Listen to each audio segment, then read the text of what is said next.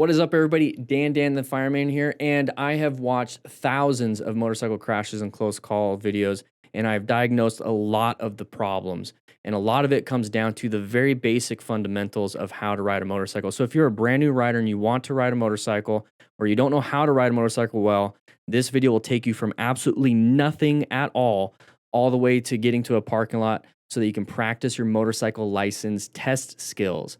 So if you can't make it to the MSF, you don't want to go to the MSF, you don't want to take a course, and you want to learn from YouTube, well, this is the video for you. It's about 2.5 hours long. Everything is time stamped. And like I said, I'm going to take you from knowing nothing at all, understanding all the controls, how to use friction zone, how to brake, how to turn, do U-turns, figure eights, riding up and down your neighborhood, riding from the neighborhood to the parking lot. I'm taking you through the full journey from nothing to actually getting your license and understanding all the skills that are needed to get that license and go through that testing process. So watch this video. Like I said, everything's timestamped, so you can skip around if you need to. But if you're brand new and you want to start riding, this is the best video I've ever put out when it comes to learning how to ride. So let's go ahead and jump right into that and start off with gear that we're gonna need to get started. We're gonna be going over the very basic motorcycle gear that you're going to need, because we're going to be starting in a neighborhood. We're going to practice in a neighborhood because that's where you're at. Let's just say I pulled my bike out onto the street. You can do most of the stuff in your driveway if you have a driveway, but I'm out in the street and I want to tell you guys what the minimum gear you need when you start riding in your neighborhood. You just bought the bike, maybe you're practicing for the MSF, you're getting ready. Either way, you're going to get your permit, hopefully, so you can actually start doing this stuff, but you're maybe practicing for the endorsement test. Let's say you have your permit. So we have gear, okay? So minimum to practice is a long sleeve t-shirt, okay, that actually covers everything, and then long pants. I'm wearing khaki pants. You can wear jeans, whatever it is. I get it, it's hot today for me, so this kind of sucks, but it is what it is. And I want you to wear some boots, okay? So it could be work boots, it could be closed-toed shoes, really, at the end of the day. I like something that's above the ankle, just in case I put my foot down, it twists a little bit. It's gonna hopefully keep everything intact. So maybe I have a minor sprain versus a full tear. It can happen. And the reason why I want you to wear at least this is because we're going to be doing slow speed stuff, and the biggest concern that we have with slow speed is impact, so we don't have any impact protection, but it's going to hopefully solve some of the abrasion issues. Since we're not going 50 miles an hour, we're going maybe 15 to 20 at max here in the neighborhood. We're going to possibly, if we do fall down, we're going to have some abrasions and some impacts, but hopefully it's not going to be that big because we're not going so fast. But still, the impacts that I care about are to the head and to the hands, because at the end of the day, you need your brain and you need your face and then you need your hands if you're going to be working, because remember, this could be just a hobby that you want to do. So the other things that I highly recommend is a full face helmet, okay? So the reason why I want that is because I want that chin bar, so if I do fall forward or fall to the side, hit my jaw, I don't want to break my jaw, break my teeth, mess up my airway. I'm thinking bigger terms here, but full face helmet, okay? And then some motorcycle gloves or mechanics gloves if that's all you have. So Home Depot gloves or whatever it is, but I'm wearing motorcycle gloves and a full face helmet. So at the end of the day, if you have all these clothes, you're good to go until you need to have a helmet. So I highly recommend getting yourself a beginner helmet. They're about $200, $250. At least it's a full face. It'll last you 5 years or until you feel like upgrading. Get yourself a full face helmet. If your friend has one that he'll let you borrow, even better. If your friend has some motorcycle gloves that fit you, even better.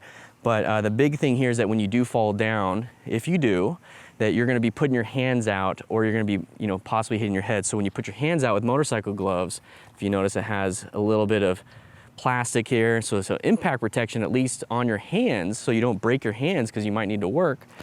And then your head and brain will be protected by this. You might get some bumps and bruises if you fall down, hit your elbow on the ground, because there's no impact protection like in motorcycle gear, maybe a little bit of shoulder. So the best thing you can do is if you start to feel like you're gonna fall down, roll. Okay, just roll. Like you're standing still and you start to lean over, oh crap.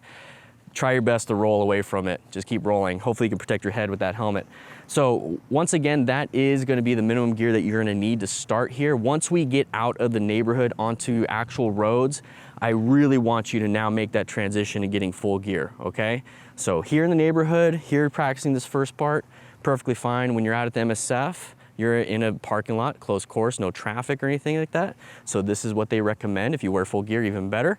But this right here is what we're gonna be practicing out here on this street, okay? So let's go ahead and jump into that. All right, so what we're gonna be doing is going over some of the motorcycle controls just to get us started. It's not gonna be everything.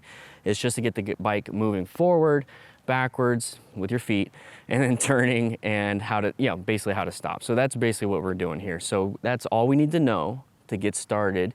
And then before we get into the neighborhood stuff, before we get into the actual road, we're gonna learn all the different controls. So what you have typically is primary and secondary controls. Primary is gonna be the go, stop, turn. Secondary is gonna be how to turn on the bike, how to turn off the bike, turn signals, and a few other things. So the main things, the primary things, is going to be how to stop, go, and turn. So that's what we're gonna learn right now, okay? So I'm gonna go ahead and put my helmet on. So if you don't know how to do that, once again, start practicing. Everything's practice. So you're gonna see, you're gonna have the straps right here. Then all you do is pull them to the sides and you slide it on.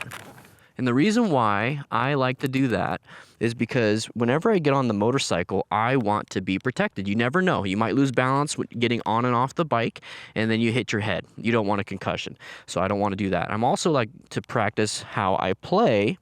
So I'm gonna put on some motorcycle gloves. So now we're gonna be fully protected before we even start this whole process. All right, so what we have here is, well, first of all, if I have my rock form mount, that's great. I'll go ahead and take that and put my phone away. That way we don't need to have that right now, because that is not a primary control. If you notice right now, what I'm gonna do is I'm gonna swing my leg over and I'm just gonna sit on the bike. It's still on the side stand. I'm not messing with that right now. Okay, so what we have right now is our throttle. It's gonna be on the right-hand side where your right hand is. So you're gonna have your throttle and you're gonna be able to turn it. Now, you wanna turn it all the way, bike's off, and then you let go and it snaps back. That's extremely important, because if it gets stuck halfway, you might need to fix that throttle, because you don't wanna be riding and trying to roll off the throttle and then it gets stuck and now you're going. Okay. Next thing, we have our front brake right here. So let's go ahead and get off the bike just so I could show you. The front brake is on the right hand right here. And if you notice, it doesn't go all the way. You're going to feel some resistance. That's very important, because what this front brake is doing is stopping the front tire. And there's their brakes and there's your calipers right there. So you're going to want to be able to understand that, and so you're going to grab it and squeeze it. Let's go ahead and go to the other side. I'm already starting to sweat like a pig here. The left-hand side of your primary controls, okay, is another hand grip, okay? This one does not move. The throttle moves. This one does not, okay? So that's very important. If it's slipping and sliding everywhere, you're probably going to need to get a new grip. These things can be replaced too. Now, this other lever on this side, on the left-hand side, if you notice, it goes all the way down. Okay, this is called the clutch lever. This is going to be the thing that you need to know to be able to shift into first, into neutral, second, third, fourth, and fifth, and sixth if you have a sixth gear. This is your clutch lever. Now, what this does is it disengages the engine, basically, and the transmission. There's a lot of fancy stuff inside. You don't really need to know it too much.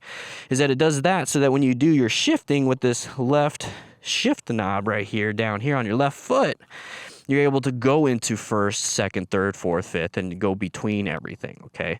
So once again, on the left side, you have a shift lever. Now, the shift lever is on your left foot. What's on the right side, everybody? Right side is your rear brake lever. So now this one you press down, and it's going to activate the rear brakes over here, okay? So you have your front brake lever, your rear brake lever, you have your clutch lever, and you have your throttle. Okay, so let's go ahead and sit on the bike and let's pretend real quick. Okay, I'm not going to get off the side stand.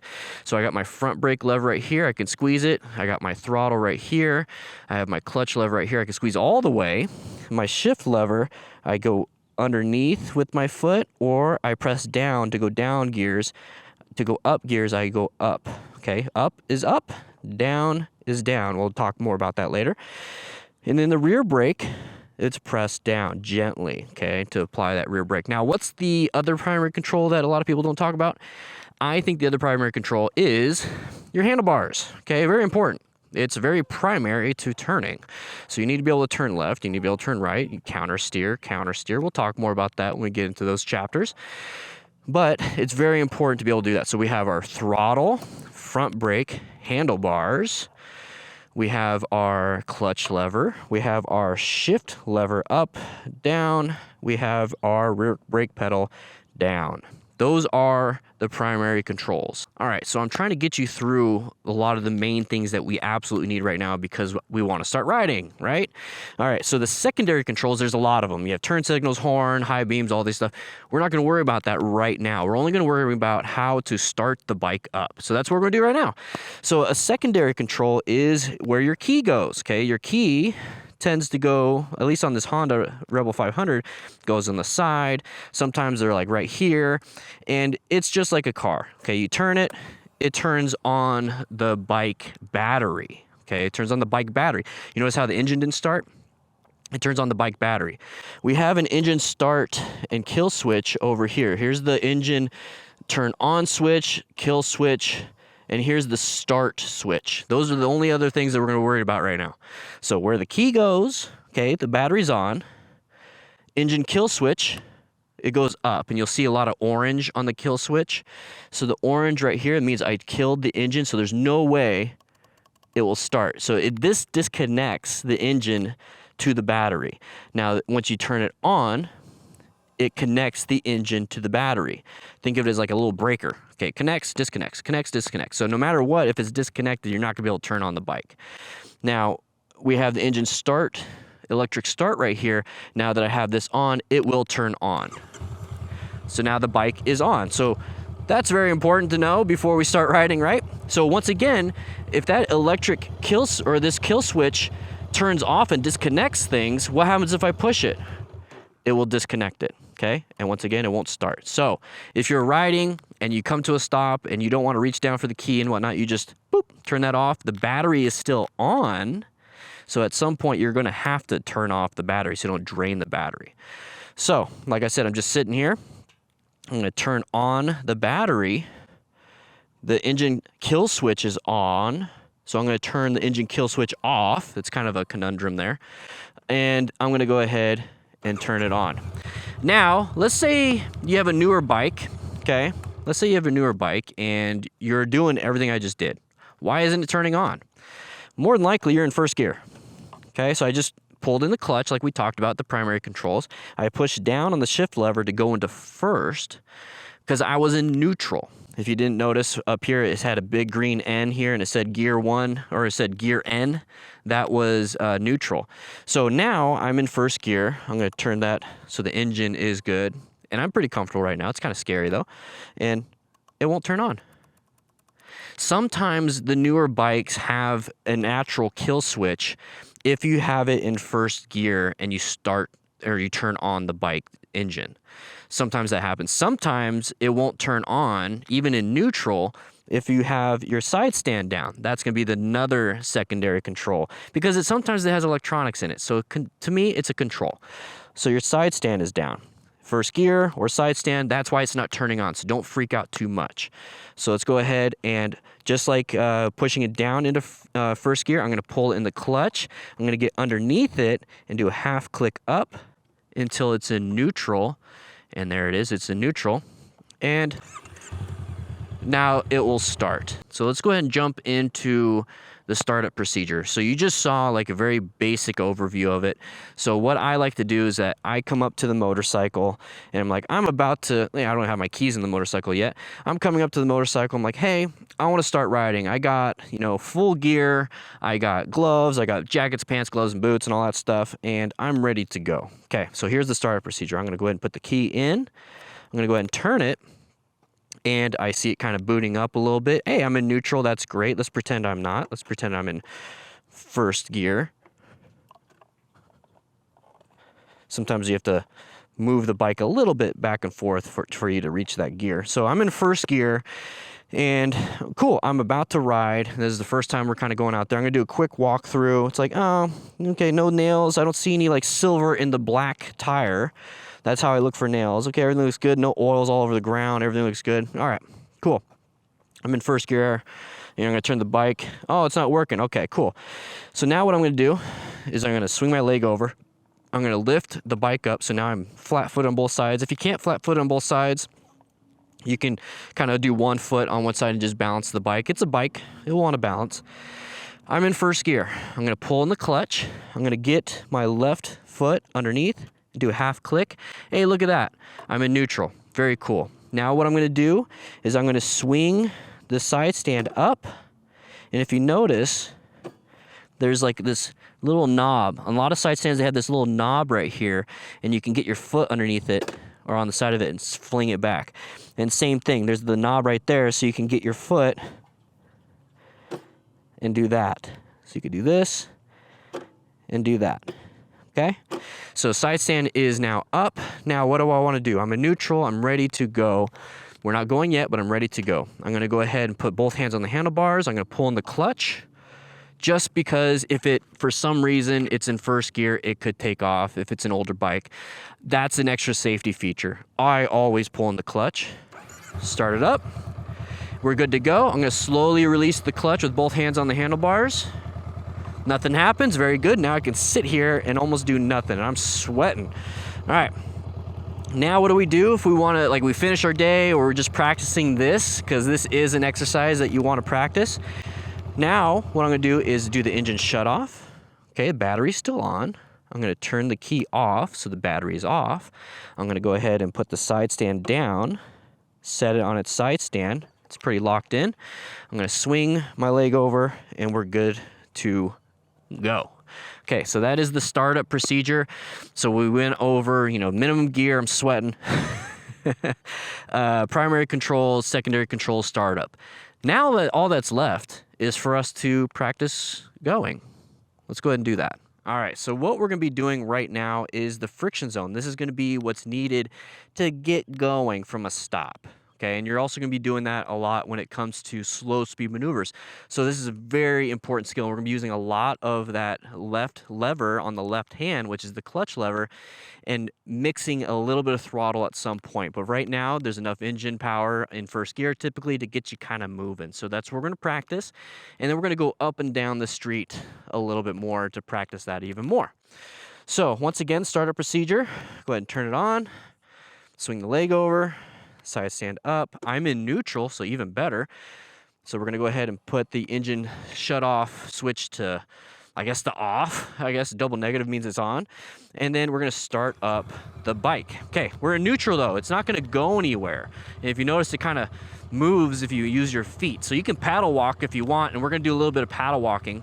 And another thing is that if it's in neutral, it won't go anywhere even if you give it throttle. That's kind of a good safety thing. So if you kind of want to, help yourself out when it comes to stopping, you pull in the clutch, which is basically making your bike neutral, and you're accidentally giving it a throttle, oh crap, you can start applying the brakes. So when people rev bomb and they're in like second or third gear, they pull in their clutch and give it a rev bomb. You can do that in neutral, but neighbors might hate you. All right, so we're in neutral. We have to get into first gear to be able to utilize the engine to move us forward. So how do we get into first gear? Once again, both hands on the handlebars. My feet are here. I'm going to pull in the clutch lever right here, and I'm going to press down once on the bike, okay, on the shift lever. Now, this is where it can get scary. So quick tip right here, if you accidentally let go of the clutch lever while you're in first gear and not giving it that friction zone, this is what happens. It's going to stall. But the cool thing is that since it's in gear, if you notice when I was in neutral, I was able to move it back and forth. In gear, it's stuck. It doesn't want to go anywhere. So even if you stall, you're not going to be ripping down the street, okay? It's going to do that, and it might be scary if you have the handlebars turned and you do that. It might jostle you, might fall down, and that's why we have a helmet, gloves, and at least basic gear. So how do we solve this problem now that we stalled? We're in first gear. What do? We pull in the clutch lever. We push the electric start. Simple as that. Okay, but we're in first gear. How do we get into friction zone? That's the term used, but it's basically you're putting the clutch lever about halfway out. About, think of it as 5, okay? So this is 0. 5 is all the way out, okay? So about halfway is about 2 to 3 to 4. Make sense? Okay. So about 1, nothing's gonna happen. About 2, hey, the bike's starting to move a little bit. It's not going crazy. 3, a little bit more. 4, it's starting to take off, okay?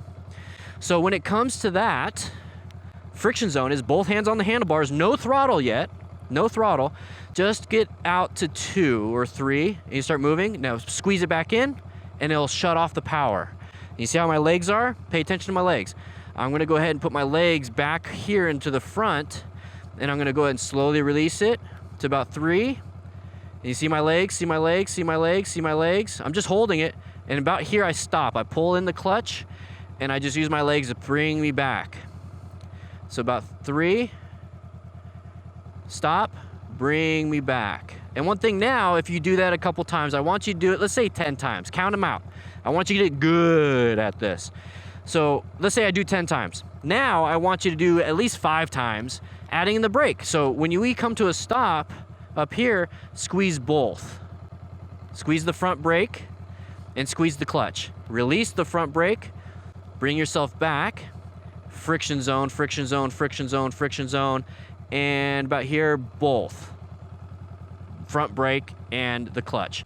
Do that about 5 times, because now we're practicing friction zone and squeezing both in an emergency to stop, okay? And when I say squeeze, let's go ahead and shut this off. When I say squeeze, I mean squeeze, not slam the front brakes, okay? So I'm gonna put this left hand here to show you, because it's gonna hard to do that. When I say squeeze, I don't mean smack and slam. I mean, you grab a little bit to get that tension out. You see how there's a little bit of play? Get that play out, and then gently squeeze. That's all it takes. And then when it comes to higher speed stuff, you gently squeeze, and you gently squeeze, you gently squeeze, and you should come to a stop. You don't need to slam it all the way back here, because that's almost impossible unless you have squishy brakes.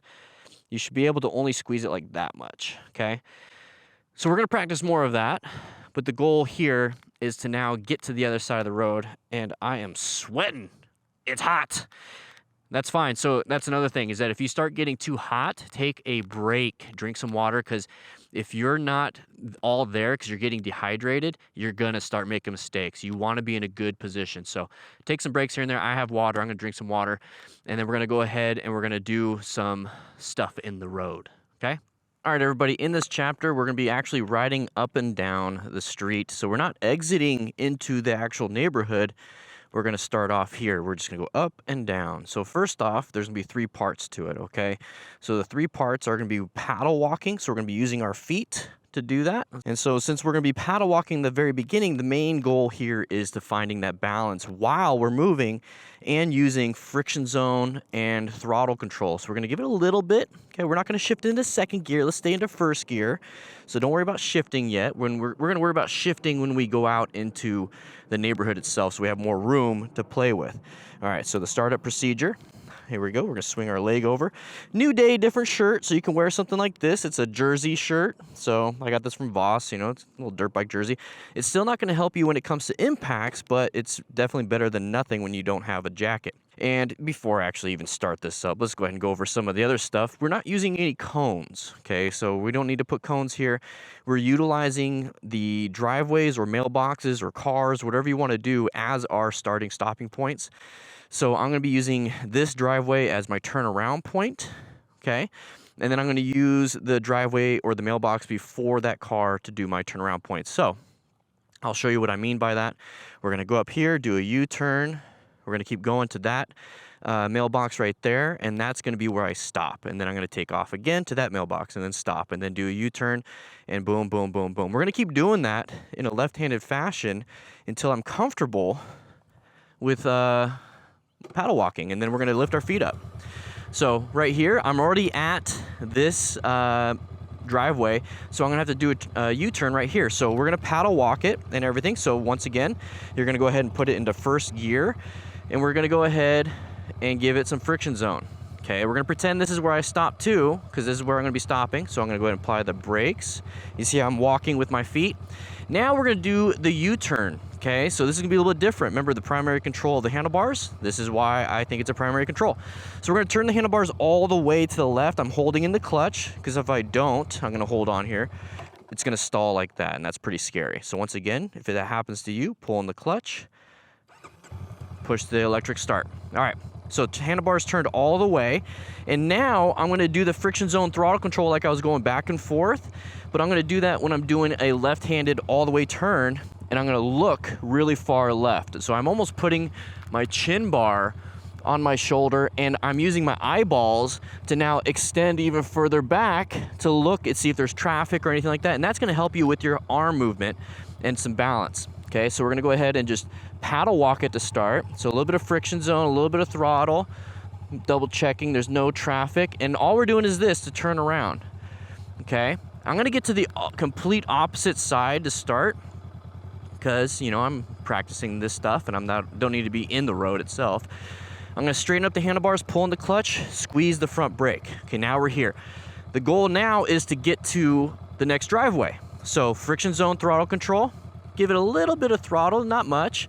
And all we're doing is this. So I want you to get used to feeling the bike. Now, if it gets a little bit too fast, you're like, oh crap, I can't do that.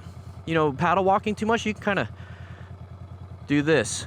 All right, we're coming up to this driveway, squeezing the front brakes. Squeezing the clutch and squeezing the front brake to stop. I keep my feet down. And if your bike is too tall for you and you can't flat foot both sides, you could just put one foot up. Let's do this side so the camera can see it. My left foot is on the peg and my right foot is kind of balancing the bike at its balance point. All right, so now that we're at this first driveway, we're gonna go to the next driveway. So a little bit of friction zone, a little bit of throttle, getting some feel for that. Kind of just doing this with my feet. The goal is to keep our head up, looking where we wanna go. We're getting close to the driveway, so I'm gonna pull in the clutch, get ready for that front brake. And here we are. All right, so I'm gonna double check, make sure there's no traffic. Now, once again, we're gonna turn the handlebars to the left. I'm looking. Nobody coming this way. Okay, so I'm gonna turn my head and give it some friction zone, throttle control, and I'm looking where I want to go, which is down the street. Give it a little bit of throttle because I started slowing down. Not too much, keep it in friction zone. I'm gonna move to the side, and here we go. So I'm gonna use the mailbox now because the driveway's too close. So mailbox, a little bit of friction zone, a little bit of throttle control. There we are. There we are. Okay, very good. Then we're gonna stop with the brakes and the clutch. So what we're practicing is braking where we wanna stop, because when you take your DMV test, you have to stop at the cone or in the box or whatever it is. So we're practicing where our nose of your motorcycle is, where a Q cone is, basically. We're not in a parking lot to use cones yet, so we're in the street. I want you to just practice. Now we're getting up to here. Okay. Oh, I'm getting a little bored. You know, maybe I've done this 6, 7 times. I'm like, all right, I'm gonna try practicing putting my feet up. Okay, that feels good actually. But now I'm gonna try to stop. All right, I'm not so comfortable stopping with my feet up. Same process. Okay, so if you do that about, you know, until you're bored, really, until you're like naturally wanting to put your feet up, or you've done it like 10 times, you're like, okay, next step. All right, so next step. Let's say like I said, you're bored, you want to put your feet up, it feels natural, whatever. Second part of this exercise, okay, we did the first part, now we're gonna move on to the second, we're gonna progress, is let's try to put our feet up. Not shift gears, nothing. Just put our feet up, okay? Still stop at every single driveway or mailbox, whatever it is you decide. And when it comes to the U-turn, how about instead of both feet up, because it's kind of scary, if you're doing a left-handed U-turn, put your right foot on the peg. If it's a right-handed U-turn for some reason, because you're not in America, put your left foot on the peg and use your right foot to kind of balance. So on this one, I'm using my left foot to balance my right foot up, okay? So I'm gonna get up a little bit further, and I'm gonna go ahead, once again, same thing, turn the handlebars. I'm gonna look left, no traffic, nobody's coming, I don't wanna get hit. I'm gonna put my right foot on the peg, and I'm gonna do the friction zone throttle control, and I'm going to go ahead and just use my left foot to balance. All right, so it's already better if you're doing that versus both feet. Hey, that's one less foot you're having to put down. There we go, we're positioned here. Now, same thing. Now, we're gonna be like, oh, I feel like I can put my feet up. Oh, very good, look at your riding. Very nice. Okay, same thing, squeeze the front brake, squeezing the clutch. Put at least one foot down or both feet down. Okay, there we go. Same thing, coming up to here. Oh, I feel pretty good. I can actually take off quicker now. I really want to get into second gear. Well, let's wait a little bit. All right, pull in the clutch, squeeze the front brake. There we go. Now, if you notice something, I reached for that rear brake. Since our feet are on the pegs, we can actually easily reach for that rear brake. So when it comes time to stop, when you're squeezing the front brake, gently tap the rear brake or gently press the rear brake too until you can practice your rear braking. Because remember, front brake pressure is about 70 to 80% of your braking power, but what happened to that last 20 to 30%? It's right here. So you can do both so you can get 100% of your stopping power.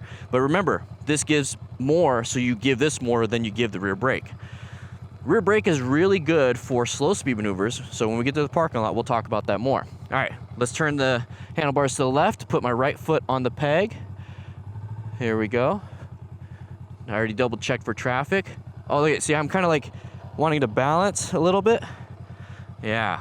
So I'm gonna go ahead and just do a quick U-turn right here because I want to show you guys something where you might run into some problems when you start putting your feet up. So I'm gonna do a quick U-turn. So pretend we're back over here, we've done it a couple times, and you're getting to a stuck point. And this is what I'm talking about here. So when I say turn the handlebars all the way left, I really want you to be able to make the turn like that. It's really hard to do that once you get your feet up because you start straightening it up accidentally for balance, okay? So let's just say we're doing this, and we're doing a left-handed U-turn, and I start straightening it up. I'm like, oh crap, oh crap, oh crap. I'm not gonna make it because I'm not looking where I wanna go, and I'm trying to balance. Now I'm stuck here. What do? Pull in the clutch, try your best to paddle walk it back. Once you get here, you go ahead and go. So you're basically doing a 3-point turn, and if you can't paddle walk it back, you might have to shut off the engine and push it with your hands, and then get back on, turn it back on, and then go. Okay, so we got to here. All right, so we're gonna stop, and now we're gonna get up to the next mailbox, not this one, but the one up here. I'm gonna put both my feet up. I feel pretty comfortable. I've done this, let's say 5 or 6 times. I'm like, I'm ready to now ride. Okay, well, we got one more step. We got one more step here. So we're coming up to here, applying the brakes. Here we go. Well, you're not really necessarily ready to ride if you're keeping one foot down, right? So now this third step of this exercise in this chapter is we're gonna put both feet up on these straightaways, but we're not gonna stop until we get to the ends. So I'm not gonna stop every time. I'm gonna stop at the very end, okay?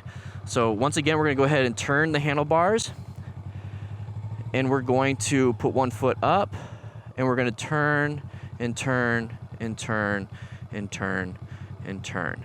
But now we're just gonna keep going. Now we're just gonna keep going. All the way. All the way. Here we are. We're gonna apply the brakes, and we're gonna go ahead and turn. All the way, all the way. Let's do it one more time. I didn't stop. Let's do it one more time. We're gonna stop at that last mailbox. We're gonna apply the brakes, pull in the clutch, apply a little bit of rear brake, and stop. All right, so let's just say, I'm gonna turn this off real quick. Let's just say you did that a couple times. So we had 3 exercises right there. That's pretty easy, but how do I make a right-handed turn? Bonus drill right here. So we're gonna do exactly this, where we just kind of went in circles without stopping really until towards the end. So you're gonna do that, like I said, about 5, 6 times. You feel comfortable, you're like, oh, this is easy peasy. Well, let's go ahead and increase the difficulty a little bit. We're gonna be doing figure 8s now, okay? This is gonna make it to where you're gonna have to pay attention to any traffic too. This is why it's really important to do this in a time when there's not many people out and about. So either early morning, a little bit in the evening, or whatever it is, during the middle of the day if you have a day off, or when people are at church on Sundays or something like that. So now what we're gonna do is we're gonna come up to here, and we're gonna switch to the other side, and then make a right-handed turn, and then get back to the correct side of what we need to do. I'll show you what it looks like, okay? So I'm actually gonna turn around real quick. I'm gonna give this more room. All right, let's say I just finished the figure 8 on this side. We're gonna do it up here. So this is what it looks like from the camera perspective. So I'm gonna be riding, not a big deal. I'm gonna go ahead and do a head check. I'm gonna switch to the other side. And I'm gonna go ahead and pause. I'm gonna go ahead and brake right here, like I was earlier. And I'm gonna turn right, and I'm gonna do a right-handed U-turn. If you need to paddle walk this first one, not a big deal. Sometimes right-handed U-turns are harder. All right, so now we're all the way over here, but we need to get back on the correct side. So I'm gonna double check again, no cars. I'm gonna get to the correct side, and as soon as I can, I'm gonna pick up my feet and I make this easy little turn so I can go straight. There it is. So once again, this is what it's gonna look like now. So I'm gonna do a quick head check, I'm gonna turn to the other side. And if you want to, go ahead and try to make the turn without stopping.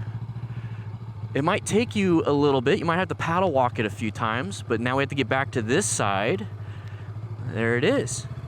So once again, no traffic, no traffic. I'm gonna get to the other side, completely other side, so I can give myself all the room in the world to do this U-turn. So nice little right-handed U-turn. Double checking, no traffic. Get to the other side. And now we're ready to go. So I'm gonna stop right here because there's gonna be some problems that you might run into, is the right-handed side, the right-handed turn. Sometimes for me, it's easier to go left because this handle, I can just grip this hand grip and it doesn't turn. When I do the right-hand side, which some of you might run into, is that you can grip this hand grip, but you accidentally turn it, which gives it throttle, and that's pretty scary. So if you accidentally give it too much throttle, what you can do, so I'm giving it a little too much, you can squeeze a little bit more of that clutch to balance that, okay? You can balance that extra throttle with that clutch. So it's gonna take some practice, and that's the whole point of this. So if you need to start off paddle walking on this first step, that's perfectly fine. So let's just say, hey, left-handed turn, I'm really good at just crossing the street. Okay, so I pick my feet up. But man, this right-handed part really gets me. So what I'm gonna do now is apply the brakes and stop. I'm gonna go ahead and put my left foot on the peg, and I'm gonna do what we did in the second part, where we're just doing one leg to balance. Okay, I'm getting some speed, I feel pretty good. I'm gonna put my foot up, but I still continue the turn until I get back onto the appropriate side. And now we're going over here, and then now we're gonna go ahead and switch to the other side. And I'm still a little uncomfortable making these right-handed turns. That's perfectly fine. Let's go ahead and stop. Let's put our left foot on the peg, and let's go ahead and turn the handlebars and give it a little bit and balance ourselves, pick our feet up, and then get going. The whole point is to get you to a point where you're able to do a head check, you're switching over, you see this over here, you're using friction zone and a little bit of throttle control, you're turning the handlebars. This is what I want it to look like at the end of this chapter. I want you to just be able to cruise. You're like, I want to get the second gear, but Dan said stay in first, so we're staying in first. So I'm just gonna keep doing this, and this is what I want it to look like before you start heading out into the neighborhood, which is the next chapter, okay? So we're slowing it down for the turn. We're doing the U-turn. Now if you're like, oh no, I gotta do that, that's perfectly fine. You could still do that every now and then. We're gonna definitely make that better when we get to the parking lot, when we do the Smart Rider drills. We're switching over. And then we're doing a U-turn. All right. So let's say you've done that a couple times. You're like, man, this road is too small for me. Well, that's great. That's a good feeling. I want you to have that feeling that it's too small for you, because that means you're ready to graduate. And so always think about that. It's like, you know, the friction zone part, all right, it's too easy for me. Okay, then move to the next. Okay, now riding down, up and down the street is too easy for me. Now we're gonna move into the next, which is gonna be riding in a neighborhood. So you keep doing that, but don't rush it. That's the whole point, is don't rush the process. Get to that boredom part and be like, okay, I'm gonna do 5 more. So every time you hit that boredom part, I'm gonna do 5 more, just to solidify that. And then don't move on to the next thing unless you're absolutely comfortable and you're not tired and you have hydration, you've eaten. Because sometimes when you take a day off, or you do it the next day, or do it the next week, it actually solidifies in your brain and your muscle memory. It's creating new synapses. So it's okay to take breaks. You don't have to rush it all in one go. But let's, if you're ready, let's go ahead and ride in the neighborhood. All right, so we're gonna be moving on to the next chapter, which is gonna be graduating from your little street that you got going on. We're gonna go out, okay? We're not gonna go on the main road. You saw that car just go by. We're not going on the main road. We're staying in the neighborhood. And what we're gonna be practicing here is emergency braking, swerving, shifting, and honestly, what I think should be an emergency skill, emergency acceleration. So we're gonna do some start and stopping, some swerving around manhole covers and stuff, some natural breaks in the road like that manhole cover. And once again, hopefully there's no traffic. So pick a time where there's less traffic or no traffic, and have some fun. So that's the main thing here, is have some fun. If you get a little too exhausted or too nervous, take a break. But what we have to do is now do a U-turn, because this is a dead-end street, so we can go ahead and get out into the main road. Well, main neighborhood part. All right, so we're gonna go ahead and get back to the other side. Let's go ahead and do a little practice of that U-turn. So here we go, we're switching to the other side. I'm sorry, that figure 8, and we're gonna go ahead and do a nice little figure 8, nice and easy. Use the whole road if you need to. And here we go. A little nerve-wracking. So now what you have to do is actually pay attention to signs. If it's a stop sign, stop, okay? Max 25 in the neighborhood in the United States for the most part, okay? So if it's 15, you're doing 15. If it's 25, you're doing 25. So I'm actually going to slow down and stop, okay? And then look both ways. I want you guys to see something here real quick. This is a line of sight problem. So you're supposed to stop or slow down before the sign, but I can't see over this wall. Who's coming? I can't really see over that bush who's coming. So stop here, practice your braking. Go ahead and practice your friction zone and throttle control, paddle walk it a little bit. You notice how I can start seeing, and now I can see. Now I'm gonna do a left-handed turn. So it's kind of like the left-handed U-turn, but instead of turning all the way around, you're doing half the U-turn, which is a left-hand turn. See, we got a car. So a left-handed U-turn is 2 left-handed 90-degree turns. So we're just gonna do 1 90-degree turn. So same thing, if you need to paddle walk, that's perfectly fine. Goal is to keep our feet up. So there we go, we got our feet up. All right, so we have a stop sign up ahead. I can see it way over there. So I'm just kind of cruising. Go ahead and hang out in first for a little bit. Have some fun for the first couple minutes, just kind of cruising. Okay, so you hear the engine RPMs? Get up. When you start hearing the engine RPMs really climb up, especially in first gear, it's about time to go into second gear. But we're gonna hang out at about 12 miles an hour, 11 miles an hour in first gear for just a little bit, because I want to practice real quick just riding with my feet up. I feel good. But we have a stop sign coming up. Okay, so once again, we have to watch for traffic and we have to pay attention to signage. So instead of mailboxes and driveways, it is signs that we're paying attention. These are our start and stop points. So we're gonna go ahead and stop. And once again, I was supposed to stop behind the stop sign, but I can't see. So it's just a natural instinct for me to kind of creep up a little bit. And now I can see. Okay, this looks like it's a bigger artery road. Now, if you're like, I could go right now if I was in my car, but that truck, especially on my motorcycle, scares me. Just go ahead and wait. There's no real traffic. Wait for him. Just go ahead and wait. Okay, he's making a right-handed turn. Very good. A good option here that you should be doing is using your turn signals, because we're turning left. So we're gonna go ahead and make our way. Now that's a secondary control we never really went over. So you have to turn it left to go left, and you notice how it's not turning off when I'm going straight? You have to push it in to turn it off, okay? So, hey, it's a no outlet. I like that idea, so I'm gonna turn left. I'm gonna look. I'm gonna maintain. It's like, oh, there's gravel. Well, I'm gonna go ahead and avoid that gravel, especially if there's no cars, and then I'm gonna get back into my lane. That is like the miniature of miniature swerves that you just did right there, if there's a little bit of gravel. So good job on that. You're avoiding road surface hazards in the middle of a turn, so that's really important. All right, so we're kind of cruising. We have a dead-end street. So a big cul-de-sac, thankfully, but if not, you already know how to do a U-turn in the middle of the road. But I'm gonna use the cul-de-sac, the whole cul-de-sac, and wave at everybody so that they understand that you are training. So we're gonna turn, turn, turn, turn. I definitely look like a new rider, just kind of cruising. All right, so we're back here. So we're gonna go ahead and stop at the stop sign. I'm still cruising. Oh, I didn't turn off my turn signal, you see that? Yoink. Turn it off. You have to push it in, okay? So we're coming up to the stop sign. And now we got pretty comfortable with, you know, just riding in first gear. But what do we do when we want to shift gears? Okay, we're doing some braking right now. Okay, we're gonna turn left.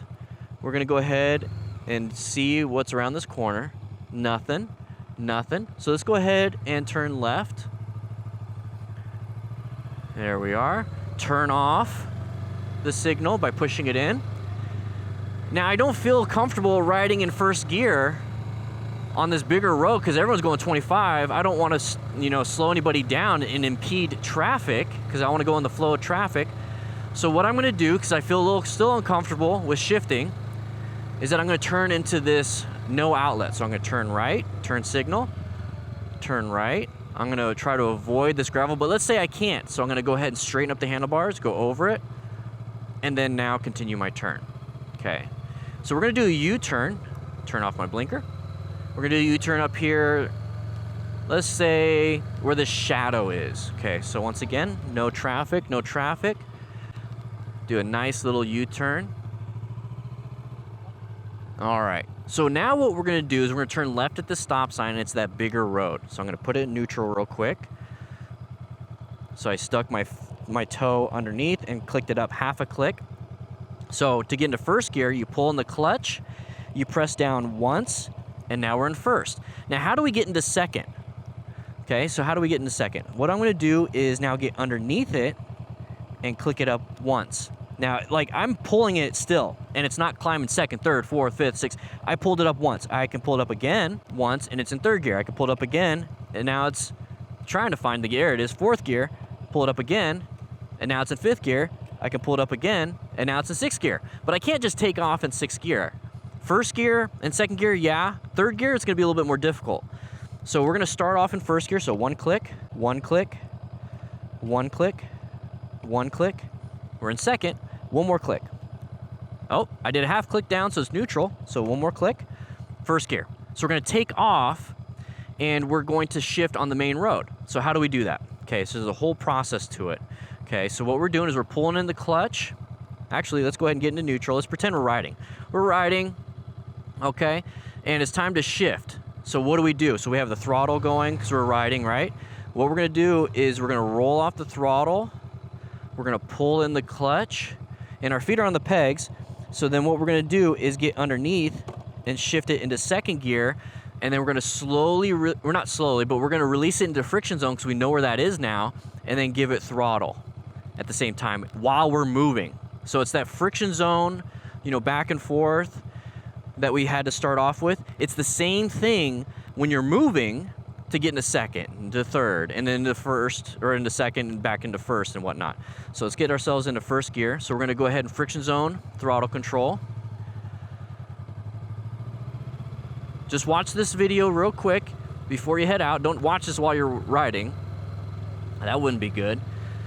I'm just kind of giving you guys the tips of what you need to do to practice in the neighborhood. So we got our turn signal, squeeze the clutch, squeeze the front brake, apply a little bit of rear brake, and we're turning left, okay? So let's try to pick our feet up. There we go. So now, remember when I said when we get to like 12 miles an hour, the engine RPM starts to climb like this? Now's the time to roll off the throttle, pull in the clutch, shift up, friction zone, a little bit of throttle, and there it is. It's gonna sound like this. I'm gonna get really slow. It's gonna sound like this when you first start it. Like it's chugging. That just means that you need to give a little bit more throttle and less clutch to get going because you went down a little bit too slow. That's not a big deal. So now we're in second gear. So we can get up to a little bit of speed. Let's say we get to 20. Let's try 20. Hey, that feels good. I like 20. Hey, now you're riding in a neighborhood, a little bit 5 under the speed limit. Not a big deal though, because we're practicing. So I'm gonna turn right. And you can make turns in second gear, like these kinds of turns. Okay, you don't have to go to first. You can make them in second gear. The only time you really want to be in first gear is when you come to a stop. So you put it down into first gear because you're completely stopped, or when you're starting the bike up, okay? So coming to a stop, put it down to first. When you are taking off from a stop, you're obviously in first. So you can make U-turns in second gear also. It's a little bit faster though, so if you're not comfortable with that, that's perfectly fine. But if you notice I'm going 8 miles an hour in second gear, it's starting to chug. Watch, it's starting to chug a little bit. But this is like what it's gonna do in second gear. It's just gonna keep going. I don't have to give it throttle, but I want to. See how it's chugging? Let's go ahead and bring it back down to 8 before we hit the stop sign. Now hear it chug. That's perfectly fine. That just means that you're going a little bit too slow for the gear that you're in. You can give it a little bit of throttle or downshift. So pull in the clutch, squeeze the front brake, downshift into first gear. And now we're in first gear. Don't let go of the clutch because we're still in gear. All right. Oh, real good example right there. I love that. I love when the experience and things happen just naturally. So you're coming up to the stop sign. I put my foot down, and I put my foot down on this gravel, and it slid. So when you're coming up to a stop sign, this is great. I love that this happened. So you're coming up to a stop sign, and you see that gravel. If you put your tire right next to it, that means your right foot is going to go on it. So if you need to, stay away from it. So you're coming up to here. You saw the gravel ahead of time. Now when you put your foot down, it's on asphalt. So watch out for that stuff when you put your foot down. It could be oil, it could be gravel, it could be rocks or whatever it is. Try your best not to, but if you do have to, because it's just all over the place, put your foot straight down, not out to the sides, straight down. All right, I love that that happened. All right, we're gonna make a left-handed turn, and we're gonna shift into second gear again. This is gonna be a longer chapter, but this is very important, because this is the first time you're actually riding. Okay, see how I'm getting up to speed?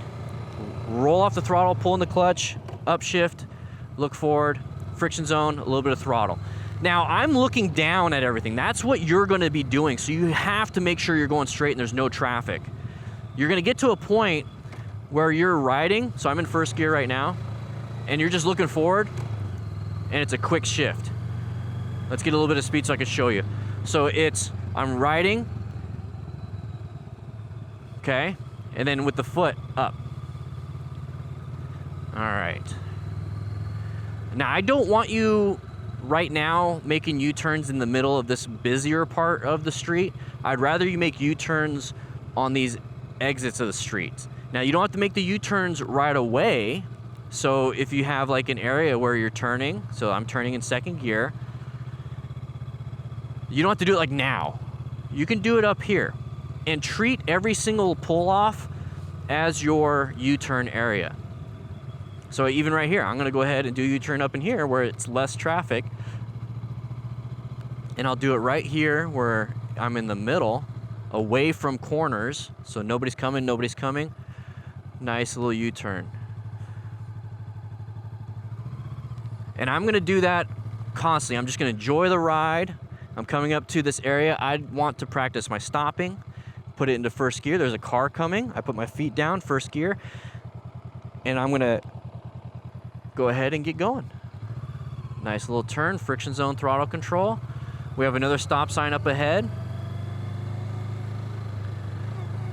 I'm in first gear. Might as well just stay in first gear because I have a stop sign. I'm gonna put it back in first gear anyways. Roll off the throttle, get ready to apply the brakes, pull in the clutch, and here we are. Okay? So I'm gonna go downhill real quick. This is another opportunity to show you, is that when you're going downhill, you're gonna pick up speed naturally because you're going downhill. So shift in a second. So I don't have to give it throttle going downhill. I can just kind of let go or give it less throttle, and I'm still going 16. You notice when I had my hand off on a straight, like a regular road, it was good. It went down to 8. Now we're getting to the bottom. Now it's slowing down. So if I really wanted to maintain speed, the goal is to maintain the speed, not maintain throttle hand, maintain my speed. So your throttle hand has to adjust. So we're kind of cruising, nice little corner. I love this. Don't go too fast on your first couple corners. Excuse me. All right, so we have a stop all the way. So once again, you got to pay attention to signage, okay? So now we're gonna go ahead and go up the hill, and you're gonna realize that in order to maintain your speed, you have to give it a little more throttle, okay? So here we go, we're gonna turn left, nobody coming, I can take my time, this is great. So first gear, turn signal, I'm gonna go ahead and pick my feet up, and now I'm here. And if you have to, and you're like, oh man, I can't shift uphill, that's fine, just keep it in first. But you're gonna have to give it a little bit more, and engine RPMs are gonna climb a little bit. But you can still make it up. You can still make it up in first. Just kind of cruising. And now that it's flat, guess what I'm gonna do? Shift into second. I'm gonna turn signal left, because I'm gonna go left. I don't even know what roads I'm going down. I'm just riding. And that's kind of part of the deal. There's no structure in terms of this is the road you have to take. We're practicing turn signals, we're practicing shifting, we're practicing turning, we're practicing going down and uphill. Now, because we just finished shifting, how do we practice mercy brake and mercy swerving, mercy acceleration? Okay, So it's downshift to first. Look both ways, turn signal to the right. I don't see any traffic. I'm gonna make my turn. Now, emergency acceleration, I'm getting up to here, and I'm like, I'm going way too slow for traffic, 25 miles an hour. Somebody could be speeding around the corner. So hands up, hands on the handlebars, look straight, give it throttle. Roll off the throttle. We're still in first gear. Give it some throttle, roll off the throttle. We got a turn coming up, so I'm not gonna give it too much throttle, so I'm gonna take this opportunity to go into second. And now we have another straightaway coming up ahead. Let's say we're going a little too slow, we just pull down to the road and there's a car coming now all of a sudden. You're like, oh crap. Give it some throttle. And then get up to speed as quickly and safely as possible. So we're gonna turn right here. Once you get up to speed, roll off the throttle. They should not be going faster than the speed limit. Some people go 5, 10 miles an hour over, that's perfectly fine. Hopefully they slow down. But don't feel like you need to be pushed out. We're practicing emergency acceleration. And don't accelerate to, hey, I'm going 50 now. No, accelerate to the speed limit and then get your hand perfect to where now you're going the speed limit. Remember, we're maintaining speed, not maintaining throttle hand. Okay, so once again, we're coming up to here. Emergency acceleration. Now what do we do though if we're like accelerating and we're like, oh crap. Same thing with regular braking. Stop sign, stop sign. Pull in the clutch, squeeze, and we're starting to slow down. You can squeeze more and more and more until a stop. So you can take off in second gear. It's just a little bit harder with the friction zone throttle control. And I remembered that gravel. So now there's no traffic. What are you doing, buddy? You're not coming in? Okay. No traffic. We're gonna practice emergency acceleration. And then we're gonna go into this neighborhood, this little offshoot, and we're gonna practice emergency braking. So turn signal left. We're gonna go in. I'm still in first gear. And then when I'm straight to practice, second gear. Okay, so emergency acceleration, 25, squeezing the clutch, apply front and rear brake a little bit. You see how I'm starting to slow down? So this part right here where I'm starting to slow down, I want you to remember that. Starting to slow down, squeeze more. You're gonna feel the weight start going to the front and you can squeeze more. And see how cars will just kind of go around you? That's a neighborhood. They just want to get home. They're not gonna be D-bags about it. So we're coming up to here and I'm gonna go ahead and do a U-turn. No traffic. Oh, put my foot down, not a big deal, you're still practicing. So we're coming up to here, shift into second. And now that you've been shifting into second pretty well, you can stay in second in a neighborhood. It's when you get out on the main roads and it gets to 35, 45, 55, 65, 75, all that stuff. That's when you start going into the other gears. It's the same process, you're just going to 3 to 4 to 5. All right, so pull in the clutch, squeeze the front brake. I'm starting to slow down, I can squeeze more now. Once I start slowing down a little bit, I can squeeze a little bit more, quickly. Now I wanna go ahead and point out real quick, there's nobody coming, is that think of squeezing the front brake as squeezing an orange. You have your glass of juice right here and you have a half an orange slice. If you just smash it, you're gonna get orange juice everywhere. So when you squeeze it, a little bit of orange juice comes out and then no more orange juice comes out. So you wanna squeeze more and more and more and more and more. So firmly, slowly, and then at the end, it's all the power at the end. So that's what you're doing with the front brake, is you're squeezing a little bit to get some juice, squeezing more, some more juice, which is gonna be stopping power. And then when you start really slowing down, you feel that weight on that front tire and that traction, you're starting to lean forward a little bit, you can squeeze more all the way. Okay, so let's go ahead and start it back up. Let's get into the main road, looking both ways. Turn signal, nobody coming, I have plenty of time. This is why I like the neighborhood. So we're coming over here. We're gonna shift in a second. Emergency accelerate, roll off the throttle. So now engine braking is happening. So what's happening is that when you gave it throttle, the engine RPMs go boom, boom, boom, boom, really fast. And then when you let go of the throttle, the engine RPMs go boom, boom, boom, boom, really like slower. And so what's that doing is that it's slowing the engine down. So you don't always have to hit the brakes. You can roll off the throttle, it's gonna slow you down. And then if you really need to stop, you can apply the brakes. So it's another way to save brakes if you really want to, but honestly, brakes are cheap and easy to replace. So we're gonna turn, watch out for gravel. Turn off the turn signal. And now that I see the straightaway, which was that shadow part, I'm gonna go ahead and look. Nobody's coming, nobody's coming. Nice little U-turn. So I want you to go in and out, practice your U-turns on these little side streets. Go on the little main area to practice your emergency acceleration. And here you can even practice emergency braking. So apply the brakes, apply the brakes, apply the brakes, more until you stop. Sometimes you need to slow down really fast so you can make a swerve, which is what we're gonna talk about next. So one more time though, emergency acceleration, straighten up the handlebars, squeeze, squeeze, squeeze, squeeze, squeeze, squeeze, squeeze, squeeze, squeeze, squeeze, more. Very good. So now we're gonna talk about emergency swerving.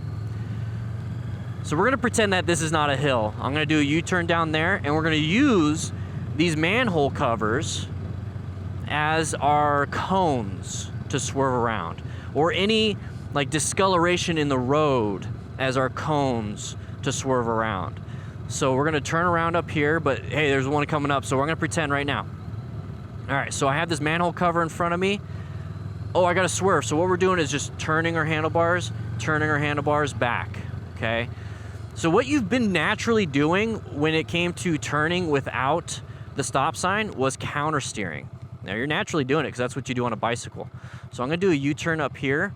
I don't have any traffic in my mirrors. Nobody's coming, nobody's going around. I'm gonna go ahead and do a U-turn.